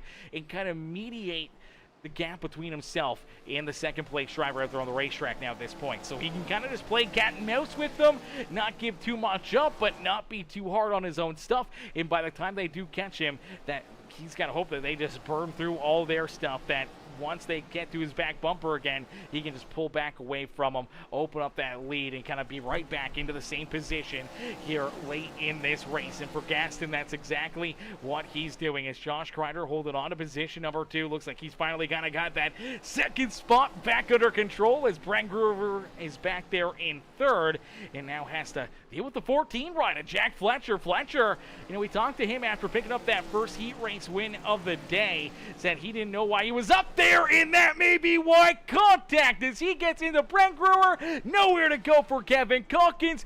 Big hits here for some of our front runners as the caution flag comes back out, and they're still bouncing off one another down into the front straightaway here. But that was the big move right there, and I think that is some of the experience here on the dirt that Fletcher may have been talking about, as the 9 ride just slides up in front of them. They head down into the corner, and unfortunately he just comes in with a big head of steam right here and just does not get checked up. He's expecting the 9 ride to try to hold that middle groove, and I think for the 9 he's trying to get more of a higher arch into the corner and drive it down the racetrack and try to exit low on the bottom side of corner number 4 right there. And doing so, he's got to get checked up a little bit more. He's got to slow down a little bit, and for the 14, not quite looking too far out of his front windshield, and not enough time there between him and the 9 right on corner entry.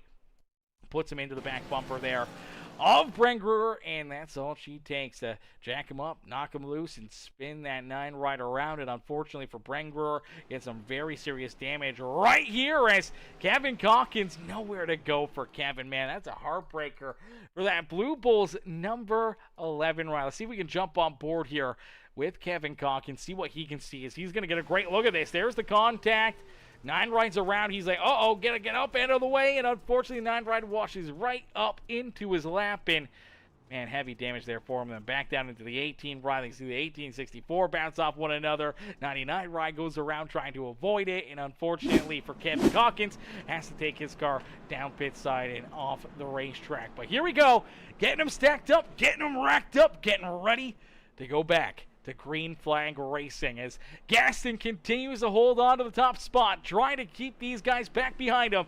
And if you guys haven't already, make sure you guys hit the like on the stream right now. Hit the thumbs up button for us. Jump into the comment section. Let us know who you're cheering for and who you want to see up in victory lane is Josh Kreider. And here comes the 88 run. Big run for Grant Wesley. Wesley with a huge run there, rolling that outside lane. He was right there, man. If he would have stuck to the outside groove, he may have been able to steal both these positions away from Gaston and Kreider, but unfortunately kind of got blocked in behind them. He's able to clear himself around the 5 ride, and for the 88 machine of Grant Wesley, he may have just been waiting patiently here for his time to strike. He was down pit road on lap number 40. You don't wonder if these guys are allowed to get an extra set of tires if maybe on lap 40, if he did throw an extra set on, and maybe this is the drive that he's found out of this 88 machine, or maybe he just finally turned up the wick and starting to find the speed in this 88 machine. And for Gaston, he may be looking in his rearview mirror and seeing that,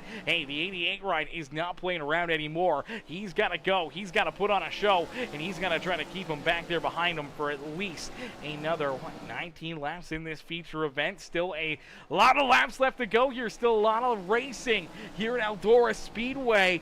One wrong move, one mistake out there on the racetrack could end your night, and could turn a good night into a bad night in a quick hurry. So gotta mind your P's and Q's. You can't make any mistakes. You can't slip up. You cannot take yourself out of contention here late in this one. And there we go. You see the 5 right of Kreider loose down low. Unfortunately, that's gonna kill a lot of speed and momentum for him. He washes back up the racetrack. He's just trying to hang on to this thing, and you see how quickly the 14 ride Jack Fletcher reels him in. Now that's gonna put more pressure onto his back bumper as he scrapes the outside fence, able to get a great run out of corner number 4 there.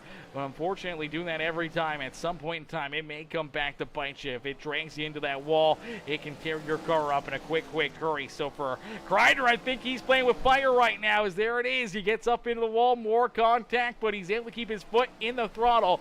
And man, he is just playing it loosey-goosey up there in that outside groove for Grant Wesley. He's just hitting his marks here, hitting that groove, not making any mistakes. You don't really see him bouncing off the wall.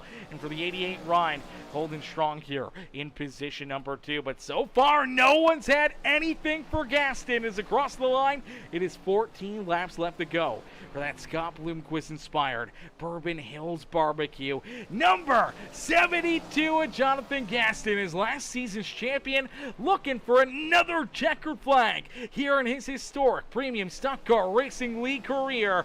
And here at Eldora, man, a dirt track that he's ran a lot of laps at. He's got a lot of experience in with dirt street stocks and late models. And oh, look out for Kreider.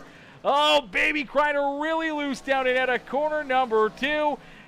Luckily enough, able to keep pointing the right direction, but does run into more issues and loses that 3rd spot to Jack Fletcher as the caution flag comes back out. As Danny White also going to run into more problems. So Danny White down into corner number 1, trying to roll nice and easy out of corner number 2, gets into that slick stuff, washes up the racetrack, bounces off the wall, car shoots down the speedway, hard contact into that inside fence.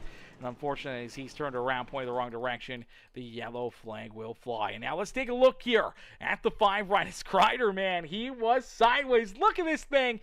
Pointed the complete wrong direction out there on the racetrack, as he's just trying to keep that outside lane rolling, strolling. And right here, just lose the rear end through the slick stuff.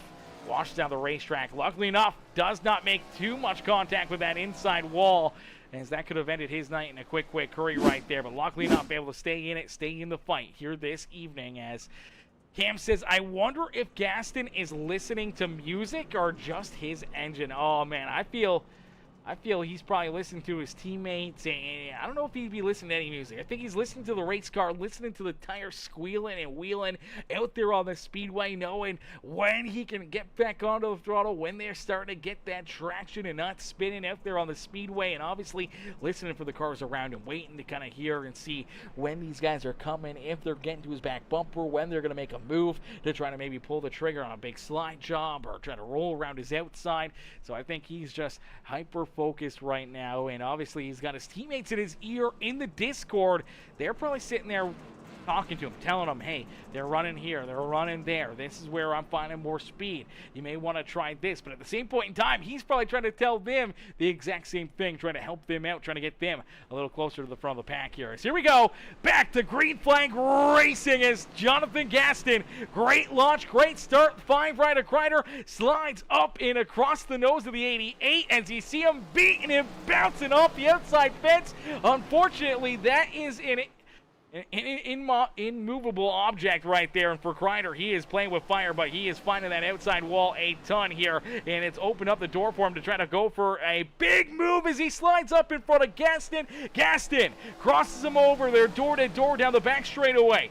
Jonathan will keep it down on the inside lane, though. Does not look like he'll slide up in front of the 5 right. He'll give him the outside groove. Here comes Kreider with a big run down the front straightaway, but it's Jonathan Gaston who holds on to the race lead, and there's Kreider again, hard up into the outside outside fence. Now Gaston parks it on his nose. They're nose to tail down into corner number 3. Can Kreider find his way around Gaston late in this race? Is across the line. It's only 9 more laps left to go. And for Kreider, man, if the wall was not there, if we were at Lernerville Speedway or a racetrack without an outside fence, this car would have been off the speedway so many times already here this evening. But luckily enough, the wall is there to keep him inside the racing limits and track limits here this evening, and it's keeping him right in the fight here. And for Gaston, he knows he just got to hit his marks. Can't give it up easily, can't make a huge mistake, but he knows that his car is probably a little bit better. The tires are a little bit stronger, but this 5 ride is finding a lot of speed rolling that outside lane. But there it is again. Slide job from the 5, crossover from the 72. Gaston's able to beat him back down to the line here, and that's all he's got to hope for, and hope for a mistake out of this 5 ride where it allows him just to kind of pull away and open up a big lead out there on the speedways. Here we go. Slide job again. Edo Kreider. Crossover from the 72 with Gaston. Off the wall for the 5 machine. Gaston beats him back down to the line. The laps are running out though, and he cannot be that tight to the line. You know, so many more laps here late in this race as Gaston finally makes a mistake. He claims the outside fence right there. That scrubbed off a lot of speed down through 3 and 4, and unfortunately that will put the 5 ride of Kreider out in front, that time by the start-finish line.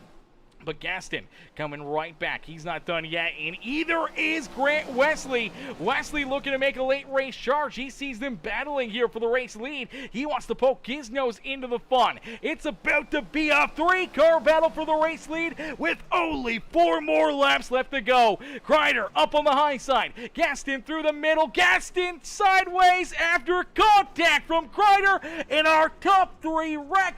And there's the caution flag. And look who comes out of it with the race lead. It's Jack Fletcher. Fletcher again somehow avoids late race contact. This is exactly how he won the first heat race of the day down in out corner number 4, as we saw the 5 of Kreider, and I do believe, who was it that he made contact with? I can't remember. It was Grant Wesley he made contact with in that first heat race that they got tied together, and all of a sudden it allowed the 14 to steal that heat race win. But here we go. We'll take another look at it as Kreider, man, he's just been a wild man out there on the racetrack. And again, here he is out, up and in through corner number 1 and 2, and you just knew it was a an eventual thing that he was going to claim this outside fence, bounce off of it here, back down into that slick stuff, and lose that rear end. We saw him do it in that last run.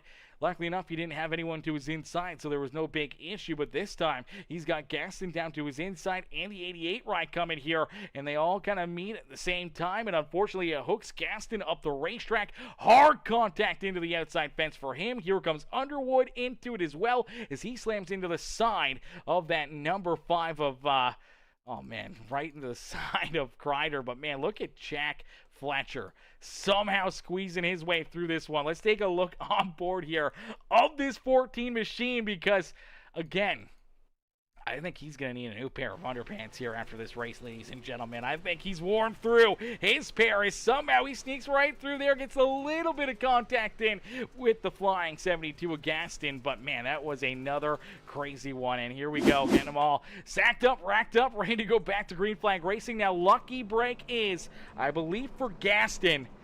They're going to give him his spot back. They're going to put Gaston back out in front. I think they realize that, hey, you know what? That was not his fault. He should not have been tied up in that one.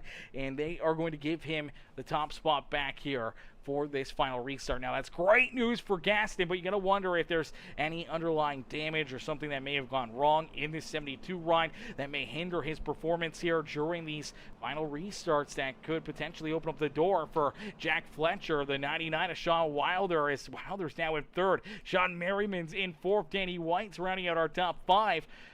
Jordan Kreider's back there in 6th. Robert Wolf, Abram Ghostin, Brian Underwood, and Grant Wesley. Our top 10 here on the Speedway is Melvin Brenger's back in 11th. Unfortunately, a lap down. Broke over a couple laps down back in 12th. It looks like Josh Kreider still down pit side as Roten Jeremy Jeffries rounding at our top 15, as we're going to go back to green flag racing.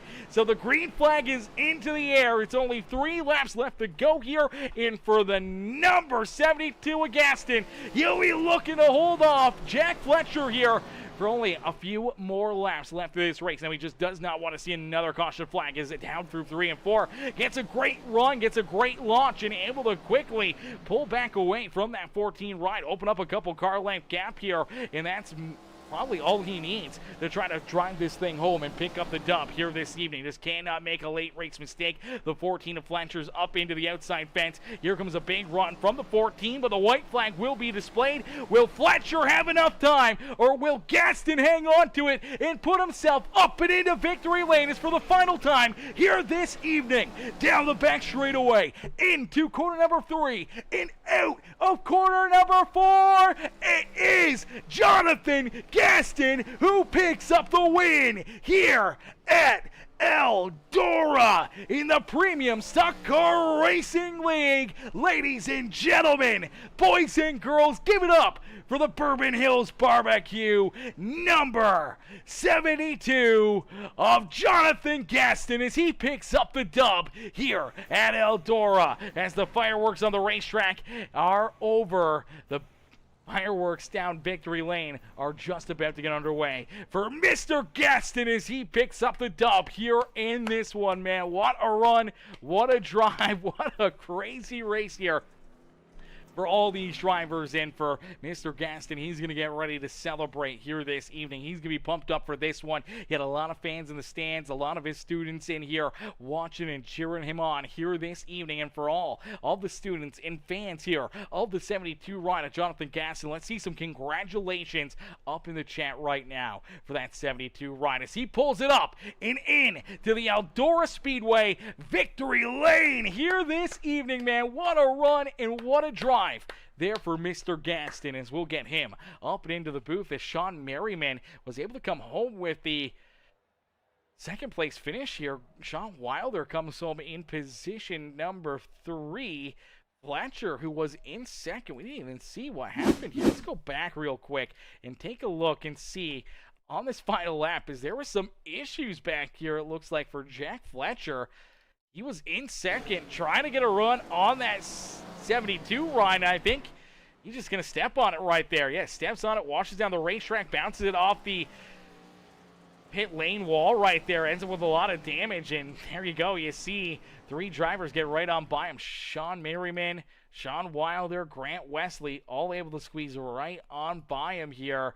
Great run for Wilder, great run for the 18 ride. Good recoveries for both those drivers, but man, there's a bit of a crazy one here this evening, and for all these drivers, man, that had to have been a lot of fun. That had to be a blast out there on the speedways. We'll get ready to pull our top 3 up and into the booth here for their post-race interviews. Ladies and gentlemen, boys and girls, give it up here for your race winner, Mr. Gaston, as Cam says, I better not be getting told off for my food in class now. Okay.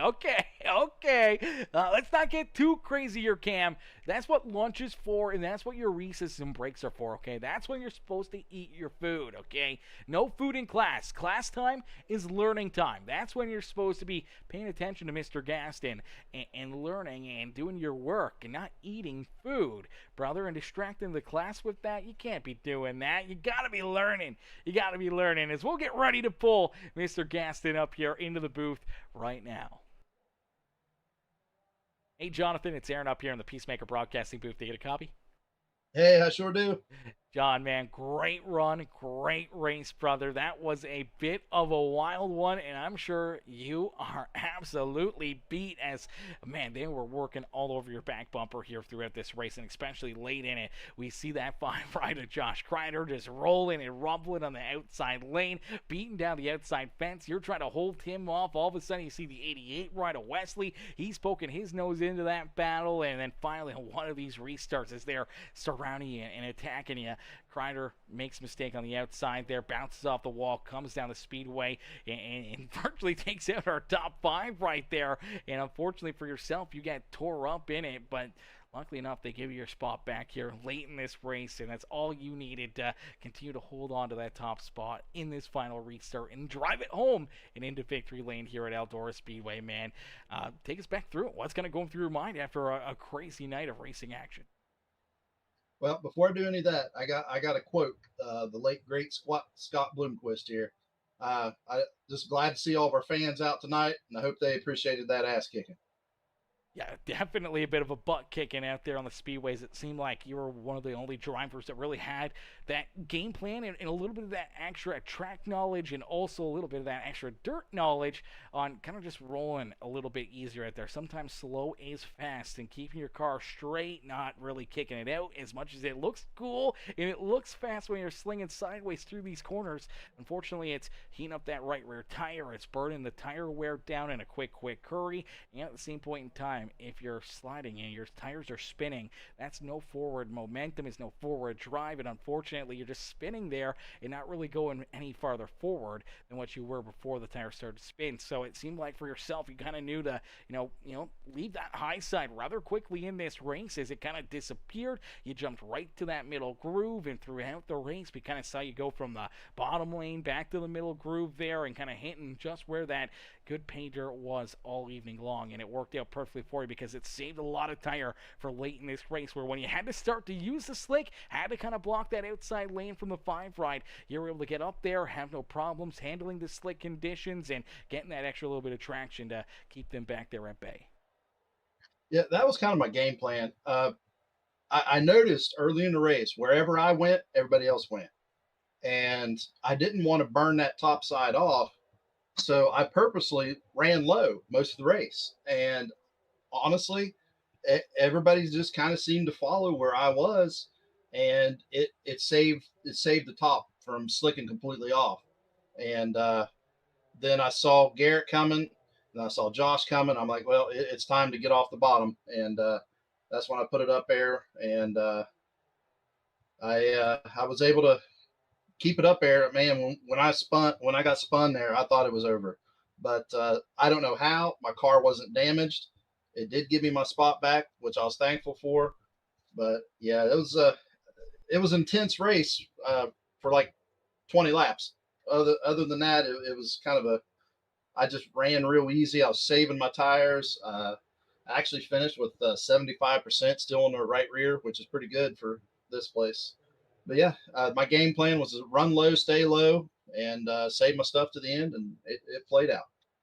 Yeah, played out perfectly for you here this afternoon, but man, you had to be getting a little bit nervous there. Obviously, you knew those late race restarts were coming, but you had your hands full there with Kreider and Wesley and everything else. Did you think there for a little bit that maybe they were going to get you, maybe they were going to steal this win away from you here this evening?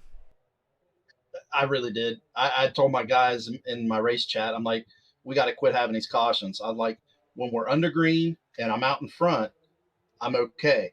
But every time the caution came out, man, I was sweating bullets because it just kept giving them shot after shot after shot to get back to me. And man, I really was worried. They were pouring it on. I know Josh, he practiced a lot this week. He hates to lose to me, but it's fun. And Garrett, man, he came out of nowhere he's definitely raced dirt before because, like I said, in that first heat, he was throwing slide jobs. But yeah, they had me worried on the restarts for sure. Yeah, it definitely had us worried as well because there was chaos back there behind you guys, and we knew the chaos could start at any point in time at the front of the field, and it finally did as you dodged so many bullets, so many slide jobs, and big runs out of the outside, and moves from Kreider and from Fletcher and from Wesley, and you're able to hold them all off throughout the most part of this race, but then finally that one bullet catches you. Luckily enough, though, they're able to give you that quick revive, get you right back there in front of the field there, man. Take us back through that one, as obviously you guys are battling tough there, and that had to be the most nerve-wracking time, as you did have, Kreider basically in front of you. He was able to beat you across the line a few times, and we're inching down into those final, 3-4 laps left in this race, and, you still got the 5 to your outside. You got the 88 ride poking his nose right into the battle, and it just seemed like it was gonna go any driver's way, and unfortunately it went no one's way there down out of core number 2.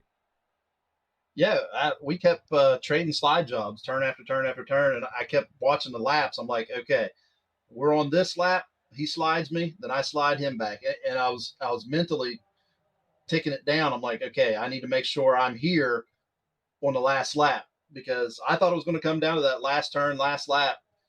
We had a heck of a battle going there. It's a shame that we did get all turned around and sideways. It would have been a really interesting finish, I think.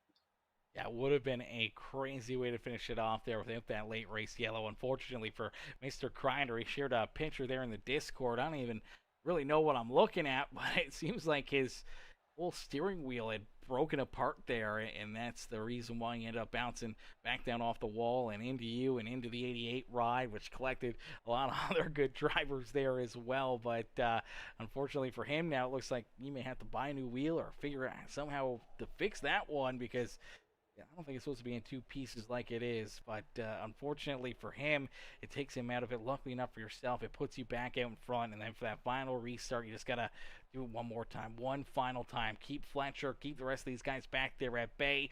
Luckily enough, out of core number 4, we're able to get a good run, and Fletcher a little bit slower there out of 4. You're able to build that 3, 4, 5 car length lead again down the front straightaway with 2 laps left to go. And I think from that point on, you kind of knew it was yours as long as you saw that white flag get displayed and no more yellows. Yeah, I was just trying to stay clean at that point. I was kind of running a slider line, would come in low and let her drift up. I knew I didn't want to touch the wall. Uh, I don't know how my car ended up not damaged the entire race. I kept it out of the wall for the most part. But yeah, glad to have this.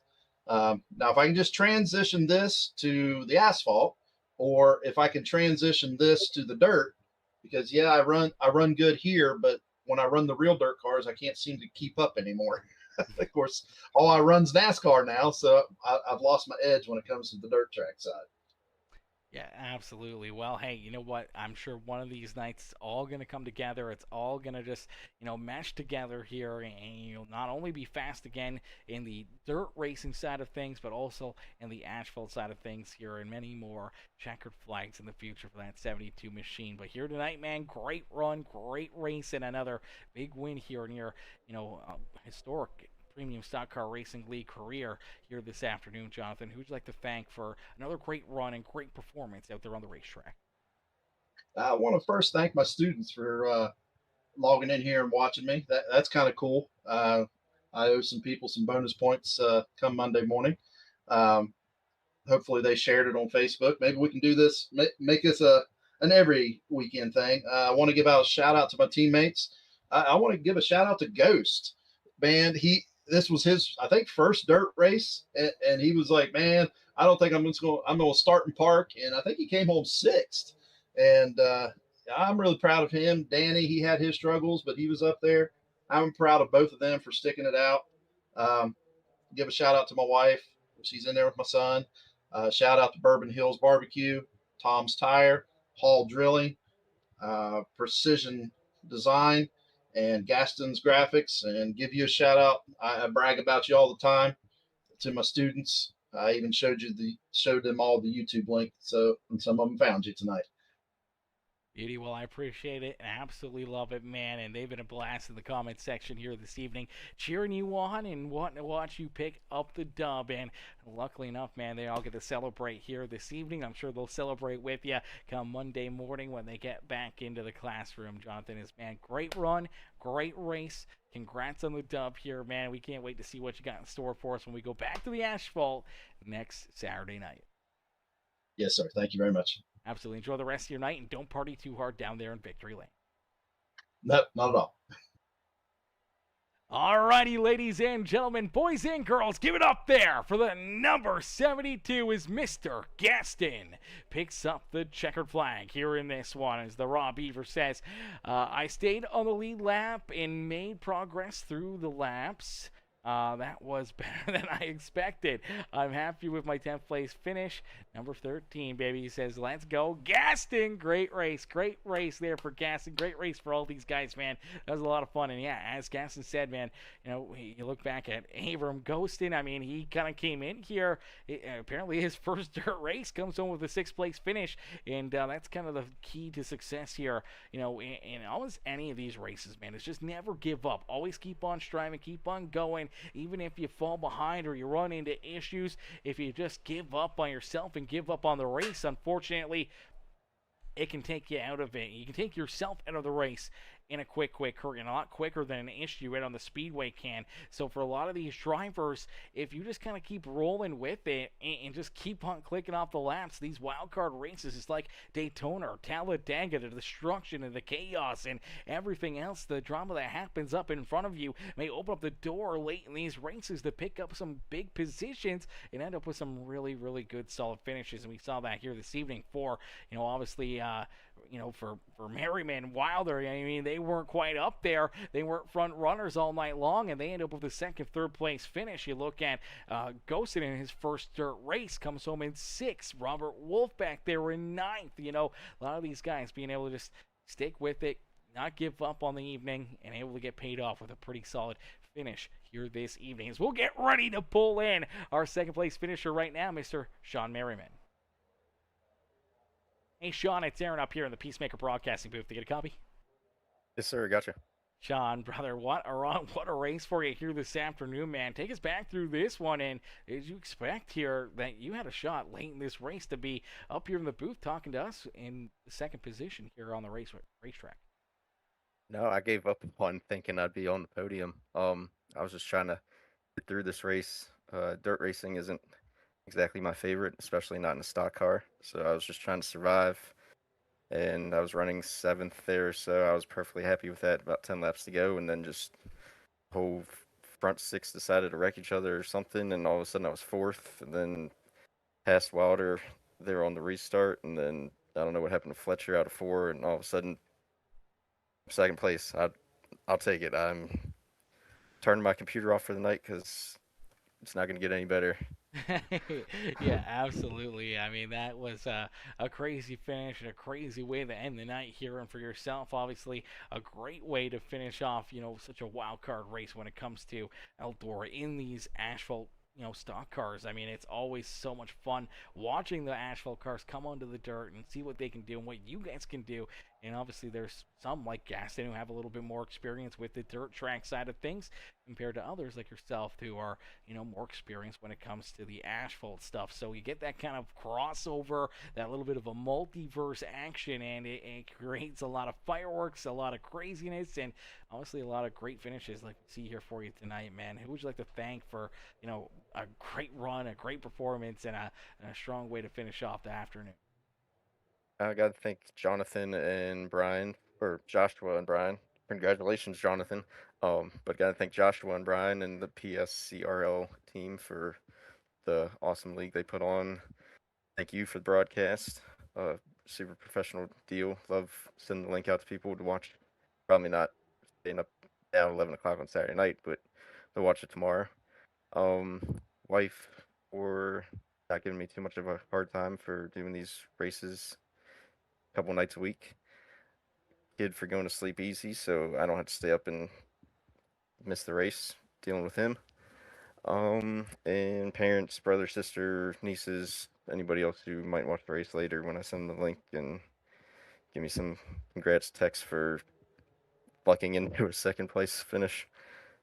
Hey, sometimes it's better to be lucky than good out there on the racetrack. As Sean, you come here, you put your skirt in the dirt, and you come home with a very solid second place finish. Some good points here on the day as well, man. Now we can't wait to see you back in action, back on the asphalt when it comes back to these ARCA cars next Saturday night, and see if you can join us right back up here in the broadcast booth, maybe one spot better and into victory lane. I hope so. I'll be here. Yeah, we look forward to it, Sean. Enjoy the rest of your night. You too. Alrighty, ladies and gentlemen, boys and girls, give it up there for Sean Merriman as he comes home in the second spot here this evening. Great run, great performance, great drive there for that 18 ride. And that was one of the guys we're talking about, man, just sticking with it, not giving up, and the doors will open up. And here he is coming home, getting paid off with a very solid second place performance. And another driver that was right there with him, the other Sean out there on the field. It's Sean Wilder who comes home in third. Let's get him up into the booth. Hey, Sean, it's Aaron up here in the Peacemaker Broadcasting booth. To get a copy?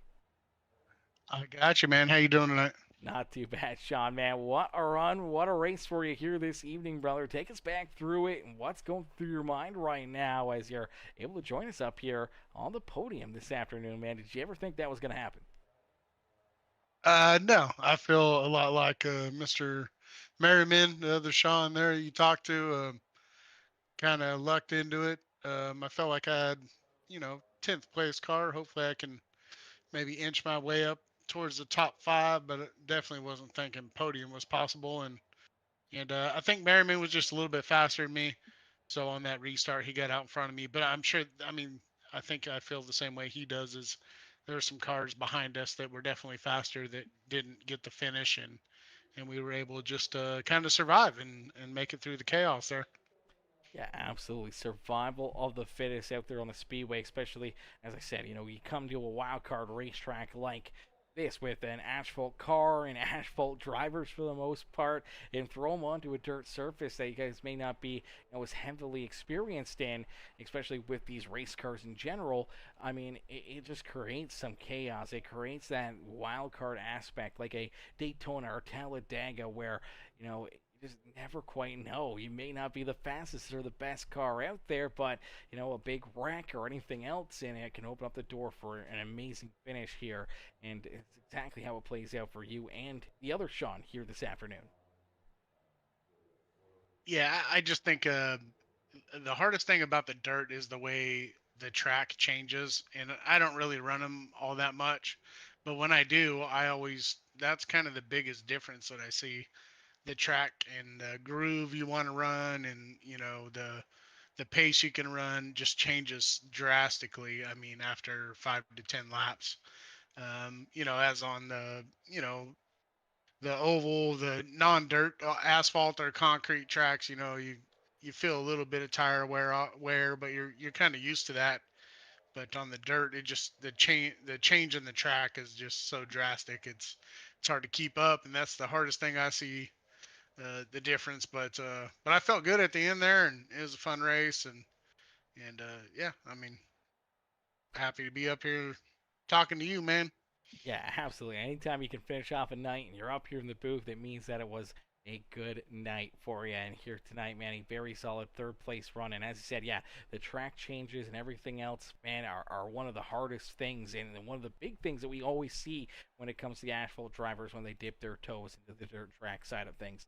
You're in iRacing, and as I usually tell everybody, I mean, I grew up at the racetrack. I got a lot of real life dirt track racing in myself, and a lot of time here on the simulator on the dirt side of things as well. And when it comes to getting practice or anything else, it's not about tacky. Anyone can be fast and tacky. You almost want to jump into your own practice server and kind of just run it and start the track where at about 75, maybe even right to 90% worn out as you get out there for practice, because that's where you make your money, man. It's not the start of the race, it's at the end of the race through that slick stuff, and being able to keep yourself pointing in the right direction and keep on rolling through that slick stuff with some good speed is the way that you can pick up some good positions late in these races. And obviously tonight you got a little bit of a luck into this one, but I mean, maybe, hey, great finish, great run for you. Maybe this will give you a little bit more drive to want to come back here and try the dirt track stuff out a little bit more.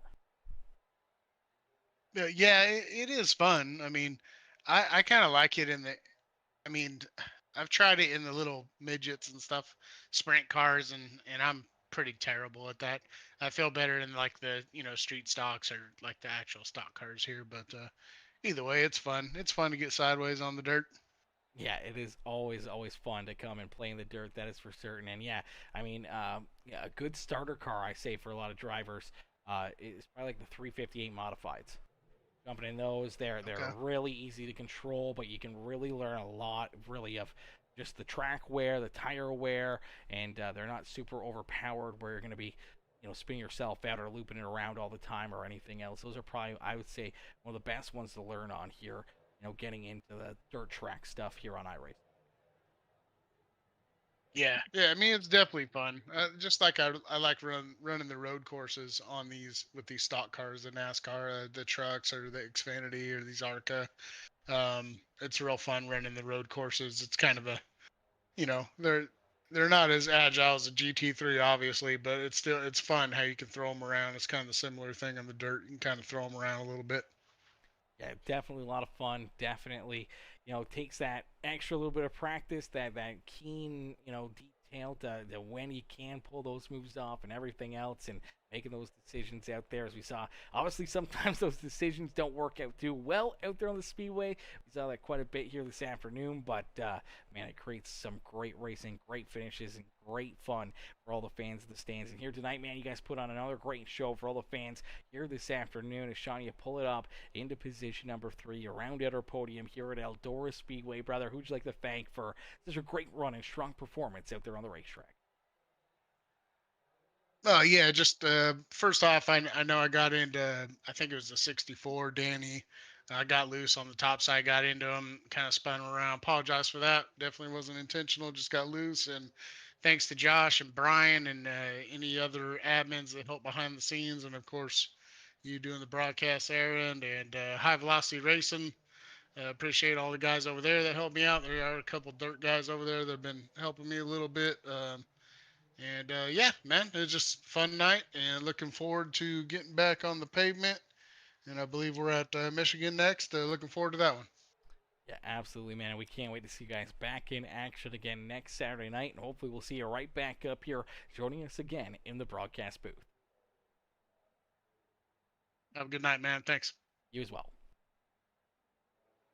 Alrighty, ladies and gentlemen, boys and girls, give it up there to our third place finisher, the 99, Sean Wilder. Sean with a great run, great drive there to complete the night of racing action here from Eldora Speedway, man. What a run, what a race, what a show that these guys put on for us again here this evening. Unfortunately, though, that is going to do it for us here in this one. But thank y'all for watching. Thank y'all for tuning in, and we'll see you guys all back in here tomorrow. As tomorrow we got 3 more races tomorrow, Chad. We got our Outcast Racing League tomorrow afternoon from 4 o'clock Eastern time until about 6 Eastern, and then from 6:45 till 7:45 we got a little dirt track racing again here as well, and then we go back to the asphalt to, I do believe, Las Vegas later on tomorrow night for some more great racing in the wheel-to-wheel racing league as well. So 3 big shows, 3 great races, a ton of action here on Peacemaker Gaming. And if you haven't already, make sure you guys hit that like button on this stream, hit that subscribe button, become part of the Peacemaker family. Make sure you guys jump into the comments section. Let us know who you're cheering for, who you want to see win this race, or let us know what you thought of the broadcast. That's going to do it for us here in this one. Thank y'all for watching. Thank y'all for tuning in. Much love and peace and love, and enjoy the rest of your Saturday nights.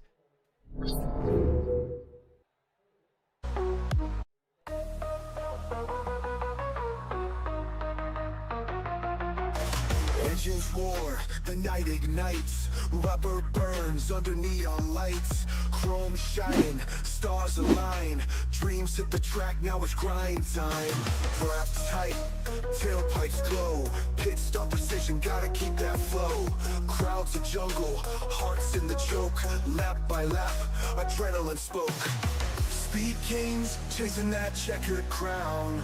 Under the moon, we don't slow down. Saturday nights, we ride, we fly. Premium league, we touch the sky. Pedal to metal, no brakes in sight. Racing forever in the glowing night.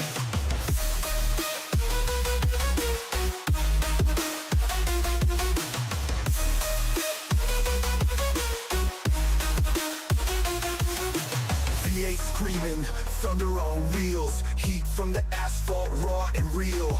Tracks a snake, it twists and winds, grip the wheel, leave fear behind. Spotlights dance, tires squeal, victory's close, you can almost feel. Pulse is wild, the finish looms, the checkered flag, it seals the room.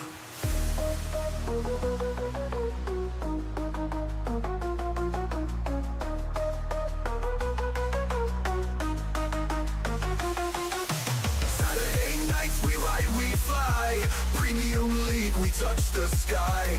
Pedal to metal, no brakes in sight. Racing forever in the glowing night.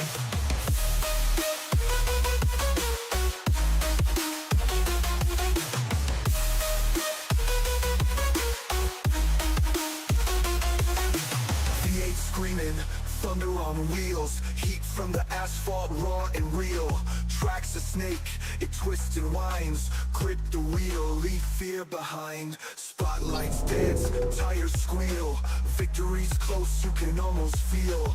Pulse is wild, the finish looms, the The checkered flag, it seals the room.